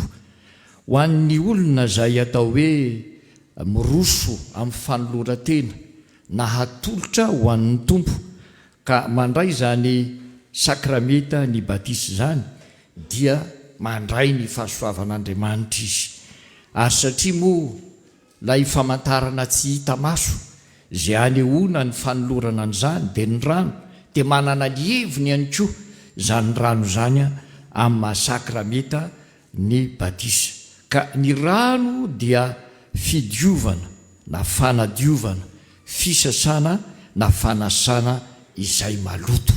Ary zany indrindra no afatra finosina sy entiny ty atao hoe sakramentany batisty fidiovana izy ary fanadiovana fisasana izy ary fanasana zay zany ka zay maloto amintsika tsy hita maso dia ny fanahitsika ny saitsika sy ny fotsika dia izany no mandray zany fahasoavana tsy hita maso zany amin'ny alalan'ny famantarana hita maso dia ny rano zany maro riavana ny fahasoavana zay atolotra Andriamanitra amin'ny alalan'ity sakramentany batisty fa ny santionany amin'izany no lazaiko eto ny santionany amin'izany ao anatin'izany ny atao hoe famelan-keloka ny fanomezana ny fanahy masina ny fitafiana any Kristy ary koa ny famonjena santionan'ireo fa maro kanefa malaza zavatra betsaka ny amin'izay andrasantsika sy tadiavintsika mampangetaetatsika hifandraisantsika amin'Andriamanitra sy ny mbananantsika ny fiainana mandrakizay hitantsika izany ao amin'ny asan'ny apôstôly 2:9-7 io le hoe famelan-keloka sy fanomezana ny fanahy masina Galatiana 2:5-20 dia ao ny ahitantsika ny hoe mitafy an'i Kristy ary ilay resaka momba amin'ny famonjena dia Petera 1:7-20 raha izany no renesintsika riavana ka hahatsapahantsika fa hoe tena tokony mampiorina antsika tokoa ao amin'ny tompo ny batisa dia tonga ny fanontaniana raha ohatra ka noraisiny ty andiny soratra masiny ty hoe nilatsaka tamin'izay rehetra nandreny teny ny fanahy masina manao hoe mba manao ahoana kosa no atateraka izany ary inona no entiny sy vokatra tokony ho azontsika mandre zany tenin'Andriamanitra voasoratra tao amin'ny asan'ny apôstôly zany ka perikiopa ny vakiana tamintsika ny voalohany riavana dia zao miasa ao fanompompivavahana tanterahany mino ny fanahy masina miasa ao anatin'ny fanompompivavahana tanterahany mino ny fanahy masina ny faharoa zay mandray an' Jesosy dia nomena hery ho tonga zanak'Andriamanitra zay mandray an' Jesosy dia nomena hery ho tonga zanak'Andriamanitra ary ny fahatelo afatra apetraka izany dia ny hoe pirofo nanalana ny ahahany jiosy io nandraisany jentilisa ny fanahy masina io andeha risika riavana andray fampianarana sy lesona ary afatra ao anatiny zany zavatra teloloha zay notononina tamintsika teo izany miasa ao fanompompivavahana tanterahany mino ny fanahy masina tao anatin'ny tokantranony Kornelio zay kapiteny romanina jentilisa zany no niseho ny tantara Petera dia nitoroteny tao anatin' zany tokantrano jentilisa zany zay nakazy nitady azy ary nitondra azy tany antranony Kornelio lehilahy lehibe teo amin'ny fiarahamonina kapiteny romanina zany nangataka hanaovana fanompompivavahana ary tao anatin'izany fanatanterahany fanompompivavahana zany dia zavatra telo ny tranga inona nandray ny fanahy masina zay rehetra niangona teo nandray ny fanahy masina zay rehetra niangona teo ary zany riavana no ilazana amintsika hoe zava-dehibe tokoa ity fiaraha-mivavaka ity ny fiarahana mandre ny tenin'Andriamanitra fa nandray ny fanahy masina zay rehetra nivavaka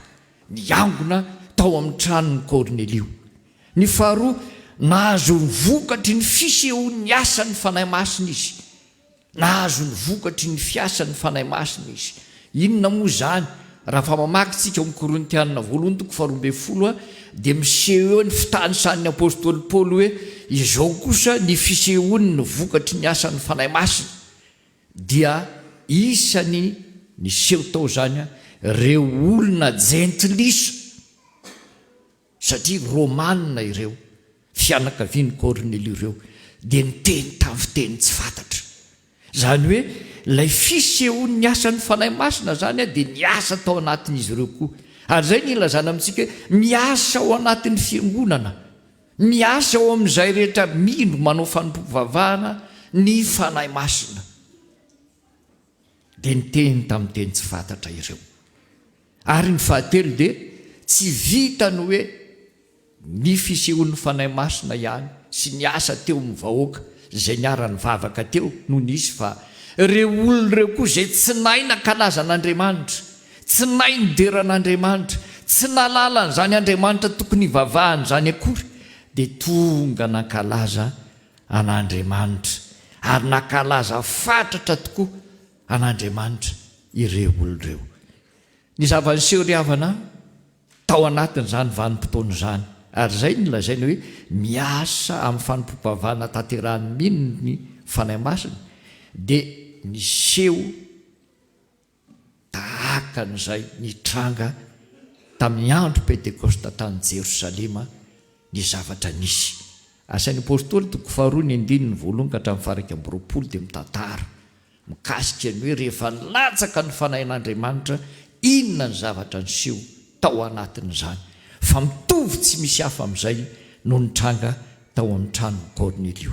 Io ry havana ny any tanàna antsika ao anatin'izao vanim-potoana izao, ary hitantsika tsara ry havana fa tsy kisendrasendra na zavatra tsy sendra ny fanojo, fa ao anatin'ny zavatra izay sitraka ny to fa perikopa toriana sy vakina anio alahady no nandrenesana ihany koa, fa nitsahatra ny fotoana hiobona ka afaka mandeha mivavaka ny olona tsy misy tsony hoe 7-10 sy ny sisa, fa fandaminana sisa no ataontsika, satria mbola eo amintsika izany coronavirus izany, ka tsy maintsy mandamina tsara ny fahasalamana isika mba hatonga antsika tsy hakafanan'Andriamanitra ny amin'izany aretiny izany sy izany loza amina tamin'izany, fa ankatoy tsara an'Andriamanitra isika, nefa ny ataontsika voalohany ary lahara-pahamena amin'izany dia ny hoe miara-miombom-bavaka ary ao amin'ny tranon'Andriamanitra. Dia aoko isika ry havana hifanentana amin'izay. Za zao eto efa mahita an'ireo le atao hoe ray aman-dreny zokiolona tena mafana fo tonga amin'izay hoe tena efa misokatra ny fiangonana, efa izao efa hitsy dia tonga. Isika rehetra tanora ihany koa dia efa tonga daholo jereo, nefa vao manomboka fa hipokipoka ny trano, hoe hipokipoka ny trano, satria efa samy entanina izany zavatra izany avokoa. Ary izay ny asan'ny fanahy, mampiray antsika sy mampiombona antsika, manetsika antsika hoe lasa izay dia fotoana nanelingelina, ka na dia mbola eo azy izany andao isika, satria ny fiombonana sy mifiraisana ary ny fiaraha-mivavaka dia miasa amin'izany fanompom-pivavahana tanterahany mino izany ny fanahy masina, mokatra fahasoavana ao amin'ny olona. Ny faharoa ry havana arak'izay voalaza teo dia ny hoe izay nandray an'i Jesosy dia nomena hery ho tonga zanak'Andriamanitra, satria nandray an'i Jesosy ireo olona ireo, izay nandraisan'ny fanahy masina ka nanaovany an'io fankalazana io, ary natonga ny fisehoany ny asan'ny fanahy niseho tamin'izany fotoana izany. Ny fisehoany ny fiasan'ny fanahy dia maro be, fa tsy ny fiteny amin'ny fiteny tsy fantatra ihany akory. So tsika taitra hoe ka tsisy niteny tamin'ny fiteny tsy fantatra ny tato pastery, marina tokoa izany, fa ny fisehoany fiasan'ny fanahy dia maro jereo sady vakio tsara, fa na ianao io aza lay mihira sy mankalaza amin'ny fonao io dia zava-dehibe, fa asan'ny fanahy manetsika anao hanana fihetseham-po hoe rehefa mihira dia mihira any anatin'ny atofoany mihitsy manandra-peo. Jereo nge ny hira ny estekezokony teo hoe zay nanaitra ny plaza raharaha mihitsy hoe misaotra anareo re estekezokony fa tsara ny hiranareo, sadiso izy za etsy dio za tena marina izany, tsy tianao an'izao fotsiny fa miezanareo raha nanao an'izay hoe marina izany tena izy tokoa, fa izay le hoe asan'ny fanahy masina manetana ny olona, mampahery ny olona ary mahatonga ny olona anana riso-po ho amin'ny fitiavana an'Andriamanitra. Ary izany fitiavana izany dia le fitiavana an'Andriamanitra io ny fanomezam-pahasoavana ambony indrindra amin'ny fisehoany ny asan'ny fanahy ao amin'ny olona. Io ny fanomezam-pahasoavana ambony indrindra, ka rehefa manana an'izany isika na tsy miteny amin'ny tseny fitsatratra aza, tsy ilayntsika izany. Inona moa ny ilantsika n'izany bredidredikeo anao dia tsy fantatra lena inona hoany ohatrany lasalasa dalagna ito zany, ohatraohatran'ny teny tsy ay izany satria asa nahoana fa ny antsika dia ny fivelaran'ny fifankatiavana izany no fisehoan'ny fiasan'ny fanahy masina ao amin'ny fiangonana ary zay ny fanarahantsika hoe amparibe famonjena mahatahiry ny finoana mifankaty ary miasa amin'ny fahazotoana. Reny rehetra ireny dia fisehoan'ny fiasan'ny fanahy masina ao amin'ny olona avokoa. Eto ry havana dia ambara amintsika tanteraka tokoa le teny nambaran'ny Jaona rehefa nanoratra atao hoe ny filazantsarani Jesosy ery amin'ny Jaona 1:12. Rehefa nanomboka ny teny izy ihany mikasika momba ny hoe ny teny tao amin'Andriamanitra ary ny teny dia Andriamanitra, mikasika ny momba ny Jesosy dia ny teny izy hoe fa zay rehetra nandray azy nandray an'i Jesosy dia nomena hery ho tonga zanak'Andriamanitra. Izay le izy. Ary eto zany dia tanteraka izay rehetra, tsy misy hoe ny jiosy ihany fa izay rehetra. Ary eto dia hita fa nandray an'i Jesosy ireto fianakavian'ny Kornelio reto rehefa nitory teny Petera, ary zany natonga ny fisehoan'ny fiasan'ny fanahy masina niseho tamin'ny fiteny amin'ny teny tsy fantatra ary ny fankalazany an'Andriamanitra.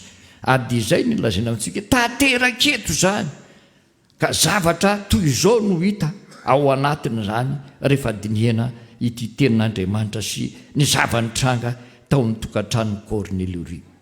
Tsy any jiosy ihany ny famonjena fa ho an'ny jentilisa koa. Tsy ho an'ny jiosy ihany ny famonjena fa ho an'ny jentilisa ihany koa. Raha i Petera aza somary ny akana ihany fa ahoana fa misy inona dia hita fa tsy an'ny jiosy ihany ny famonjena fa ho an'ny jentilisa koa. Manana anjara amin'izany zasy ianao na dia tsy jiosy aza dia manana anjara amin'izany famonjena zany koa. Ny faharoa, fanamafisana ny momba ny fanjakam-pisorony zany. Rehefa nilazaina fa niakatra tany an-danitra Jesosy dia ambara ny amin'izany atao hoe fanjakam-pisorony zany. Ny atao hoe fanjakam-pisorona dia ny hoe tsy misy tsony mpisorona manelanelana eo amin'Andriamanitra sy ny olona ka hoe rehefa natitra fa natitra ianao dia apetraka eo amin'ny mpisorona aloha dia ny mpisorona no manao ny ataony eo sy ny sisa mba hahafahana hoe mitondra ny fanatitra ao anatren'Andriamanitra. Ary eo anatiny izany fanjakam-pisorona zany tsy misy intsony fanavakavahana ny aminy hoe ny jiosy ihany fa ny jentilisa ihany koa manana anjara amin'izany fiombonana sy fiaraha-mivavaka amin'Andriamanitra mivantana izay atao zany satria zay ny mahafanjakam-pisorona azy. Ny rehetrarehetra dia tonga mpisorona afaka manandra-peo mivantana amin'Andriamanitra sy mifandray mivantana amin'Andriamanitra satria efa tonga ho mifanekena vaovao fanjakam-pisorona ka afaka manatotosana izany. Ary ny fahatelo dia aseho ao anatiny izao zava-misy zava-mitrango izao fa mitovy ao anatrehan'Andriamanitra izay rehetra nantsoiny hanana anjara ao aminy. Mitovy ao anatrehan'Andriamanitra, tsy misy hoe ianao jiosy, ianao jentilisa, ianao zany ambonimbony kokoa fa ty ambanimbany kokoa. Zay no namakina amintsika ren'ilay hoe amin'ny fotoana fanaovana batisa hoe zay rehetra natao batisa amin'ny anaran'i Kristy dia mitafy an'i Kristy. Tsy misy intsonina jiosy na grika fa mitovy ao anatrehan'Andriamanitra avokoa. Na lahy na vavy zany zavatra mitranga teo amin'ny firenena jiosy zany ny vehivavy dia tsy mahazo miditra ary anatiny ery fa ary ivelany ery rehefa amin'ny tempoly. Fa ny lehilahy ihany no mahazo miditra any fa maninona ny lehilahy no mahazo. Zay ny mety, zay ny fomba, zay ny fanekena taloha dia ekena. Fa eto ndreo tsika ireo misy mamonjy toerana aloha mandeha aingana dia miara-mipetraka amin'ny vadiny. Dia eo miara-mipetraka eny daholo amin'izay toerana malalaka. Rehefa tara ery nareo dia entiny dekona dia davy nitorana dia apetrany eo. Na lahy na vavy ny eo akaikinao dia efa mety daholo satria any rehetra izany satria ao anatiny atao hoe fanjakam-pisorona isika ary mitovy eo anatrehan'Andriamanitra ny olona rehetra. ka tsy misy hoe zazakely olondehibe sy fandaminana sisa ataontsika hoe ny esteke ery no mipetraka, ny asin'ny famonjena atsy no mipetraka, ny taniketsa ery no mipetraka. Ary amin'ny fandaminana dia hoe ny esteke zokony rehefa vokatra dia eo ananiny eo izy sady mitondra le samboady kely. Fandaminana tsotra fotsiny zany mba isin'ny filaminana ao anatin'ny fiangonana, fa tsy hoe fanavakavahana akory. Fa eo anatren'Andriamanitra dia mitovy daholo ny olona rehetra ato anatin'ny fiangonana amparibe famonjena, miaina amin'izany fanjakam-pisorona izany, mitovy avokoa ny olona rehetra. Ny anavahana kely fotsiny dia ny hoe ny mitarika fotoana ny manana anjara fanompoana, izay ny mahatonga ny pastera ety ampilipitra. Fa tsy hoe inona no antony mahatonga ny pastera eny, satria hitarika fotoana sy hitory-teny ary andeha hitady rakitra sy hanao asan'ny tompo amaky teny, reny mampitonga azy hoe mitokana kely. Fandaminana izany. Ry havana malala ao amin'ny tompo, ao amin'ny bokyny Genesis 7:10 dia ahitantsika sy hanambarana amintsika fa io no nanehoana ny fanekena sy ny fampondrana any Abrahama sy ny tarana ny faramandimby. Ary tamin'ny alalan'ny famorana nanatotosanana izany, tamin'ny alalan'ny famorana. Ao amin'ny testamenta taloha dia io famorana io dia io no nalalana araka ny nofo fa taranaky Abrahama ny olona anankiray. Aty amin'ny fanekena vaovao dia ny batisa no famantarana sy anambarana araka ny soratra masina fa manana anjara ao amin'ny tompo ny olona anankiray. Satria nahoana ny batisa, ny famorana no tandindo ny batisa tany amin'ny fanekena taloha. Aty amin'ny fanekena vaovao dia ny batisa no mitondra izany indray. Hitantsika ao amin'ny Kolosianina 2:1-12 ny firesahana ny momba an'izany atao hoe batisa manana tandindona ny famorana tany amin'ny testamenta taloha zany. Ary asehony zany ambaran'ny Paoly zany ny fahamboniny famorany Kristy dia ny batisa noho n'ilay famorana araka ny nofo.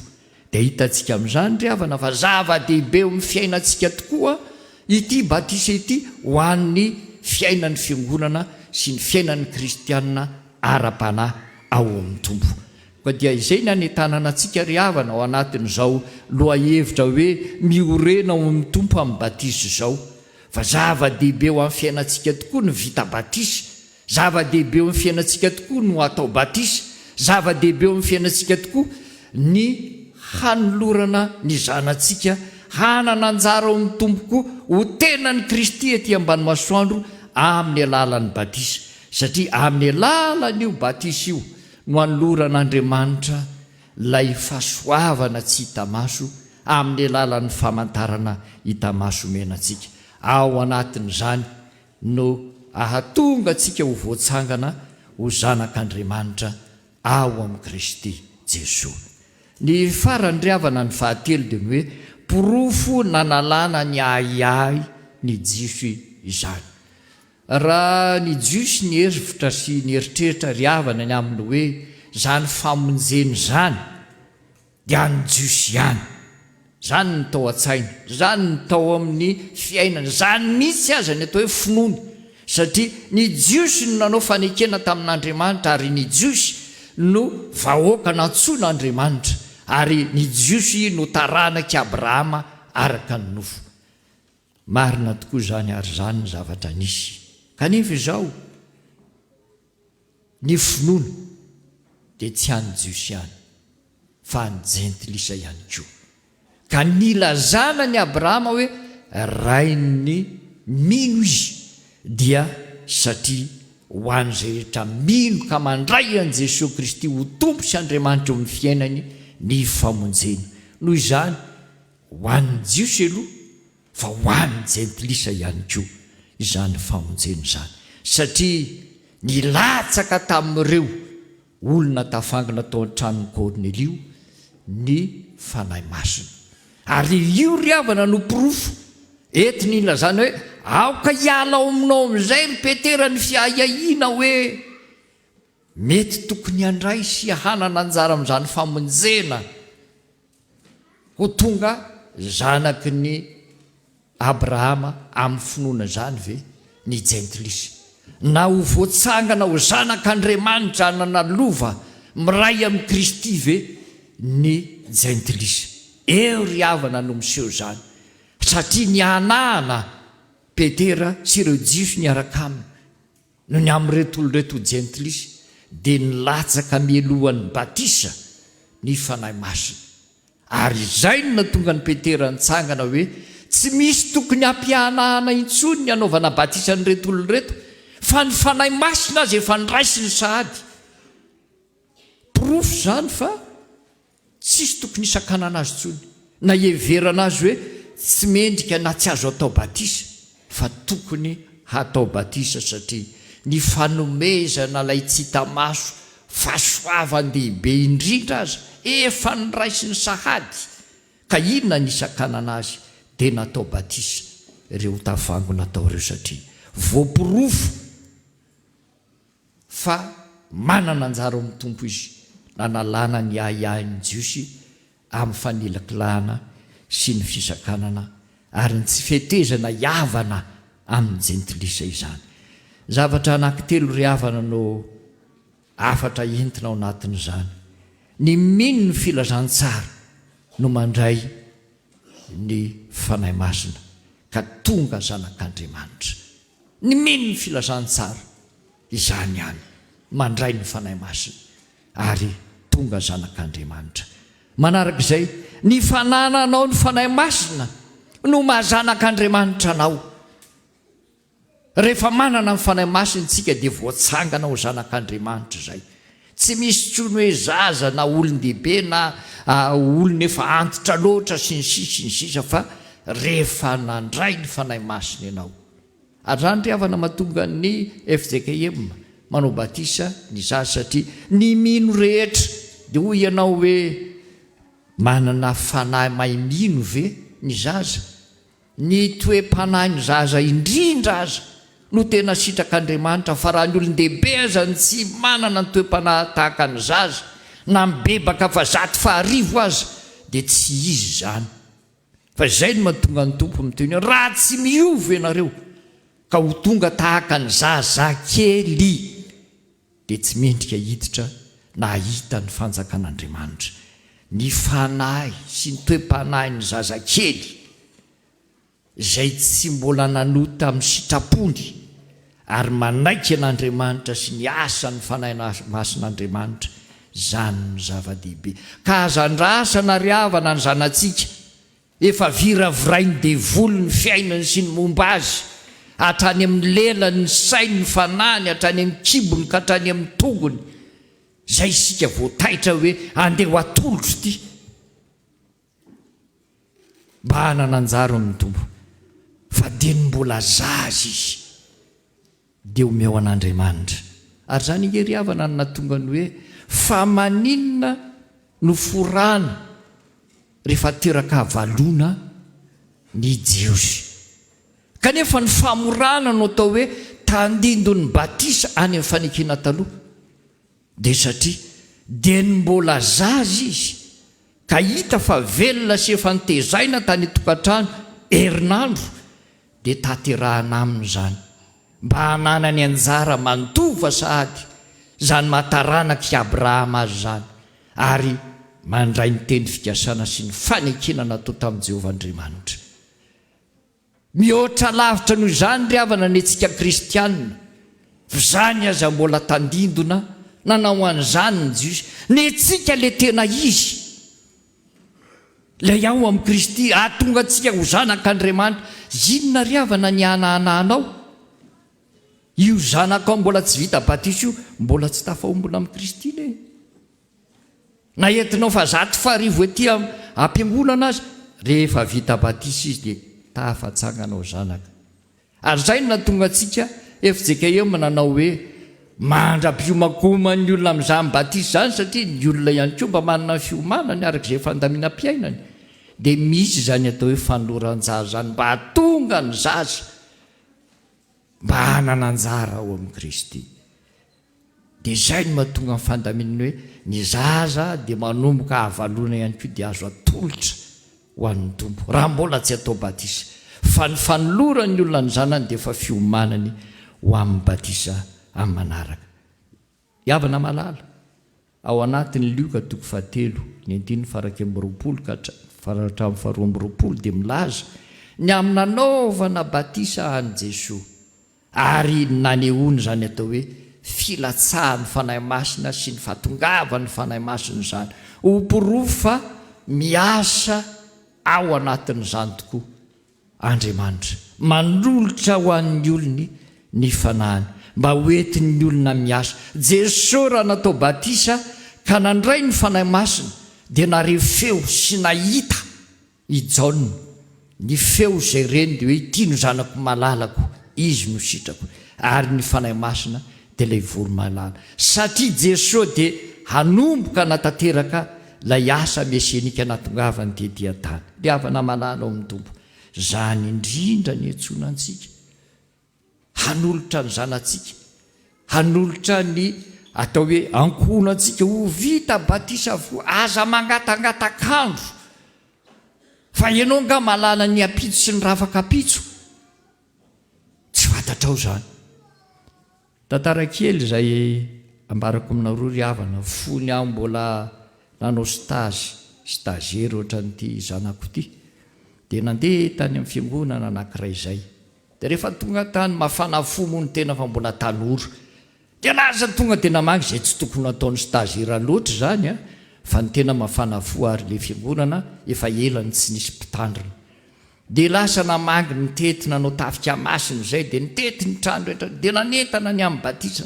Tonga teo amin'ilay trano anankiray izay, tena nahazo pake dadapasikely za io. Ilay tanora lahy ho le rangahy lehibe, mialinga zaza tsy vita batisako ahoana nataoko batisa ny zanako. Alao izy eo fa rehefa tonga amin'ny fotoana karesy lahatra izy, ohatran'izay mihitsy ny feon'ilay rangahy lehibe. Dia izy manolo tena fa izy zavy niantoka fiainany indray, sady mamely laza, mame vary, mame sakafo isanandro hatramin'ny kafeny. Zany ndray ve mbola hitondra azy any am-piangonana dia hoe ty atolotra anao ny zanako zany atoka azy. Fa izao tonga ny fotoana mifanandrify amin'izao aretina amin'izao zavatra zao, ary tsaroantsika fa latsa-datsaka kely no coronavirus, ny be mangovotra nandripaka, naripaky ny be mangovotra ny tao an-trano. Maty le zaza anankitelo, lay tsitokotoko kely manao escalier satria teraka maro. Valo ny zanaky le rangahy fa isa-taona dia mitoko foana le rangahy, 1, 2, 3, 4, 5, maty ny telo, ny ray maka teo voataitra. Ary dia niantso azy zany amin'ny toeram-panoma, avianao ataovy batisa ny zanako pastera. Lefa maty ve ho atao batisa? Ny batisa dia natao ho an'ny velona. Ka ianao arak'ilay teninao reny dia ireo zay sisa mbola tsy nalainy ny tompo, dia meo azy ny azy. Ianao mieritrereta na ho avy na tsy ho avy. Ho avy amin'ny lahady antsika dia miona. Dia tamin'ny alahady iny intoko ny lehibe sy ny zanany, sady nomeny ny olona no alleloia, satria babon'i Kristy ihany, lehibe loha ratsy teo tanàna izay tena nanohitra ny mpiatafika tamin'ny fotoanandro. Ry havana malala ao amin'ny tompo, raha mitantaranao an'izany sy maneho hoe ay hatramin'ny olon-dratsy manahirana sy mahasosotra azy, rehefa resy lahatra dia manolo tena. Ianao ilay olona tsara sy mahafinaritra, miorena tsara ao amin'ny tompo amin'ny alalan'ny batisa, ka tsy miorina fotsiny ianao satria efa vita batisa, fa ny ankonanao sy ny manodidina anao rehetra koa tomby mba hanan'izany fiainan'izany. Miorina tsara ao amin'ny tompo ianao rehefa mino vita batisa, satria manana ny fanahy masin'Andriamanitra ho porofo fa zanaka natsangan'Andriamanitra tao amin'i Kristy Jesosy ianao. Aneo ny voninahiny amin'ny fankalazana azy ety ambany masoandro. ho an'andriamanitra ihany ny voninahitra. Amen.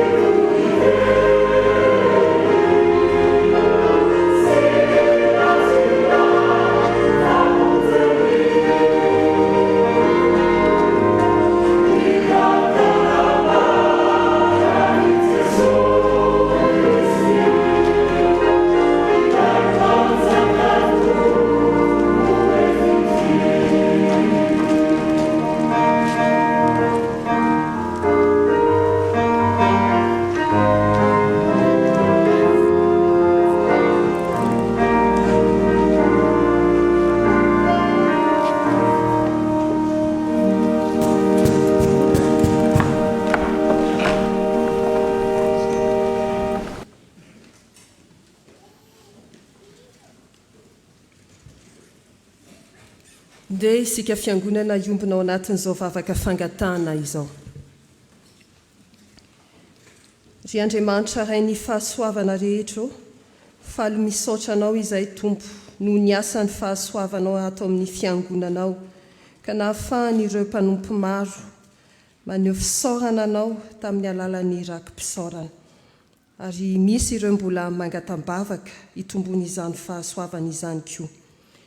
Tao no misaotra anao noho ny aretina izay nolalovana, tao no misaotra noho ny fivoahana ny hopitaly, tao no misaotra tamin'ny fahavitany trano, ary mbola mametraka izany izahay eo am-pelatananao ny fiainany ankonana, ka ho ambininao izy ireo menao fiadanana raha miditra sy mivoaka izany trano izany. Rem-pianakaviana iray ao anatin'ny tsy filaminan-tsaina no mangataka fitoniana aminao, ko irinay ny asan'ny fanahinao masina hitoetra aminy sy amin'ny ankohonany.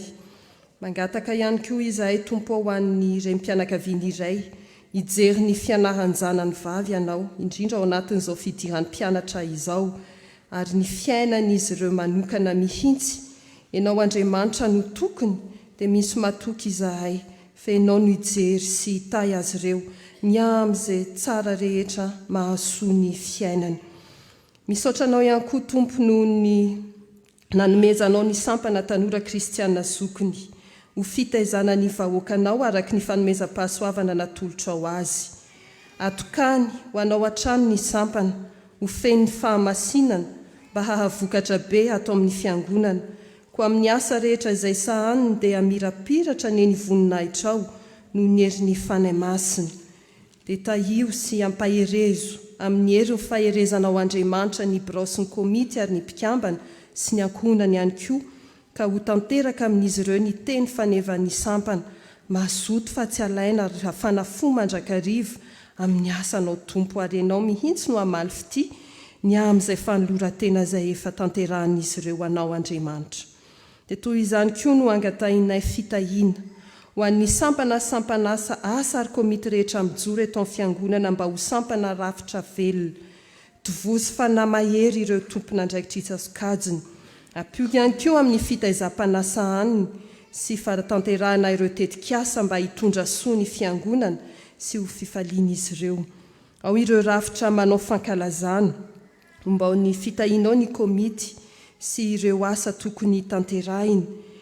Ny herinao sy ny fahefanao Andriamanitra no hitalaonay ho ampinga entin'izy ireo manatontosy izany, dia iso tokoa ny voninahitra ao ary tombo amin'ny fifankatiavana ny fiangonana. Mitalao aminao tompo, aokare ho sitrakao no ny herinao mahagaga ny hitany amin'ny fitahim-panahy izay tsy azonay tononona akory ho an'ity fiangonana parobe famonjena ity. Aorenao aminao tompo izahay amin'ny alalan'ny batisa, aorenao aminao ny finoanay. Fa fantatray ankehitriny na baribarinao tamin'ny afatra nentinao taminay, fa ho an'ny olombelona rehetra ny famonjena fa tsy voafetra izany. Ary izay vita batisa rehetra dia zanakao Andriamanitra, ary efa nandray izany fanahy masina izany.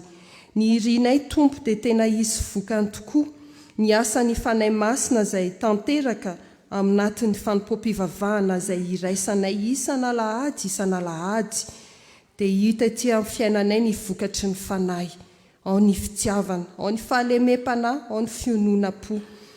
Tanteraho aminay izany, mba handraisanay ny teny fikasana sy teny fanekena avy aminao Jehovah Andriamanitra ao ihany koa.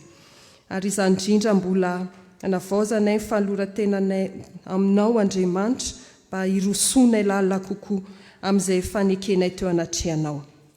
Tompo, aoka paherezinao manokana ireo ray aman-dreny mbola malaina hanolotra ny zanany ho amin'ny sakramenta amin'ny batisa, na ny tenany mihitsy aza, mba handray izany fahasoavana izany.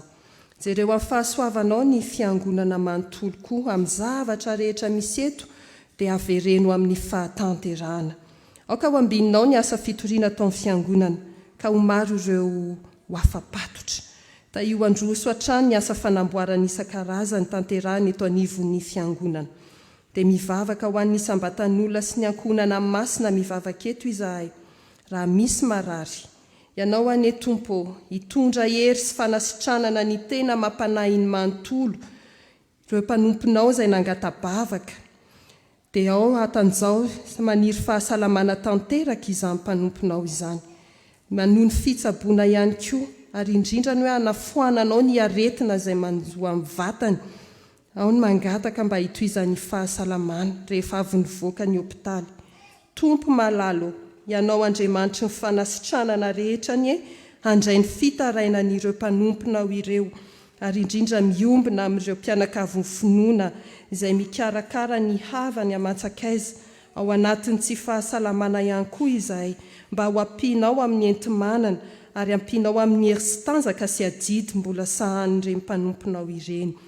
Mivavaka izahay Tompo ho an'ny trapahoriana, hotoloranao ny fampiononana masina tao amin'i Jesosy Kristy sy ny fanahy masina, ary esory amin'ny raha sitrakao ny fahakiviana sy ny famonjam-po hitoerany fiadanana ao anatiny. Tompo, izay trapahasairanana amin'ny lafiny maro apetraka aminao, eo amin'ny fiainana andavanandro, eo amin'ny asa izany, mety amin'ny fikasana tsara rehetra, mety amin'ny toe-po, ianao Andriamanitra ny fahefana, hitondra vahaolana ary ampitoera ao anatin'izy ireo ny fitahianao mahagaga. Jereo koa Tompo ireo havana matsakaiza hatrany ivelany rehetrany, tahio izy ireo tsy afoy na asaraka anao Andriamanitra. Mivavaka izay ankehitriny ihany koa, mangata-pitahiana ho an'ny firenenay, mba hanana ny mpitondra fahendrena sy fahatahorana anao Andriamanitra, mba hanana ny vahoaka fanahy ny fankatoavana sy fahitsipo, ary mba ho salama sy irindra tsara ny fitondram-panjakana sy ny fiainam-bahoaka. Koa mitalao, esory eto amin'ny nosy malalanay ny fahalovana amin'ny endriny maro, ary izany indrindra no hivavahanay ho an'ny fiangonanay FJKM, mba ho fanjakam-pisorona, ho fenonao ny herinao, hijorono vavolombelona mahatoky, ka ho fanasina sy ho fahazavan'ny firenena tokoa. Ampio ary Tompo, ireo mpitondra, hitoetra amin'ny fitiavana voalohany ka hitarika ireo rafitra, ireo fitandremana rehetra, trany amin'ny synodam-paritany, ireo asa fanompoana rehetra, ato amin'ny fiangonana, hikendry ny fampandrosoana amin'ny lafin'ny olona manontolo ao amin'ny fiangonana sy eny amin'ny fiarahamonina, ka ho voatarika amin'ny mpitiavana amin'ny malagasy, ho amin'ny fankatoavana anao Andriamanitra tsito. Tompo, jereo manokana ny kerehan'ny atsimo ary mangataka izay ny andrakofanao ny ranao Kristy ho eto Madagasikara, ka hiaro anay amin'ny aretina maro samihafa ianao. Dia tahio koa Tompo ny fandriampahalemana manerana izao tontolo izao, mba hanjaka ny fiadanana tokoa izahay rehetra. Enosy valio Tompo izany fivavahanay izany, ary ahompanay amin'ilay vavaka nampianarin'i Jesosy Kristy zanakao manao hoe: rainay eo izay ny an-danitra, masina ny anaranao, hitonga ny fanjakanao, atao ny sitraponao, ety atantaka ny an-danitra. Eo anay izay anasahaza aminay, ary mamelany ny mpiaikary namelany izay miekaka aminay. Ary izao tonga ny ao fahatanana, manafana ny ratsy, anao fanjakana sy ny hery, ary voninahitra mandrakizay.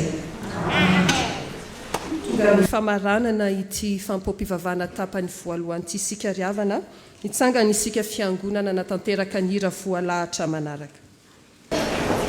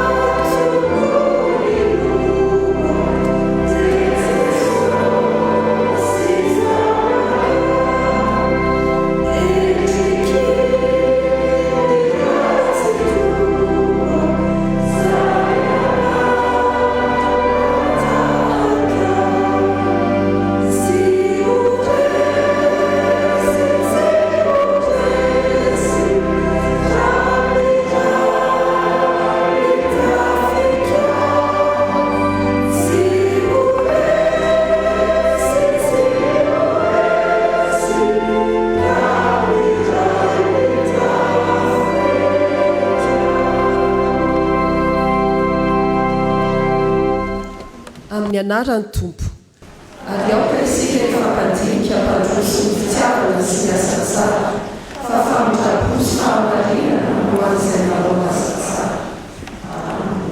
Raisao finoana ny tsodrano atolotra anareo amin'ny anarany tompo. Andriamanitra ny fiadanana ny hahamasina anareo samy ho tanteraka, ko akarovana avokoa ny fanahinareo sy ny ainareo ary ny tenanareo ho tanteraka ka tsy anatsiny amin'ny fiavian Jesosy Kristy tompontsika. Andidy ny fitahiana aminao Jehovah, ka hitahianao izy amin'ny tany izay omeny Jehovah Andriamanitra ho anao. Fiadanana sy fanambinana ny ho ao andapanao. Amen.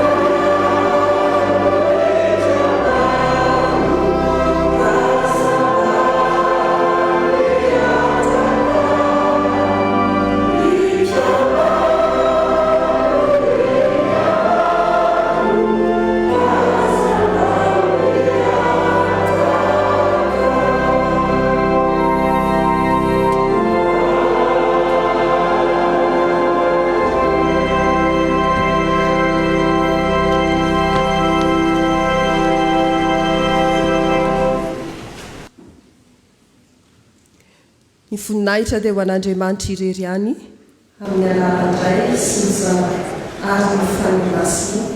Amen. Manohitra ny isika amin'ny alalan'ny fanatanterahuntsika ny fivoriam-be ny mpandray fanasan'ny Tompo.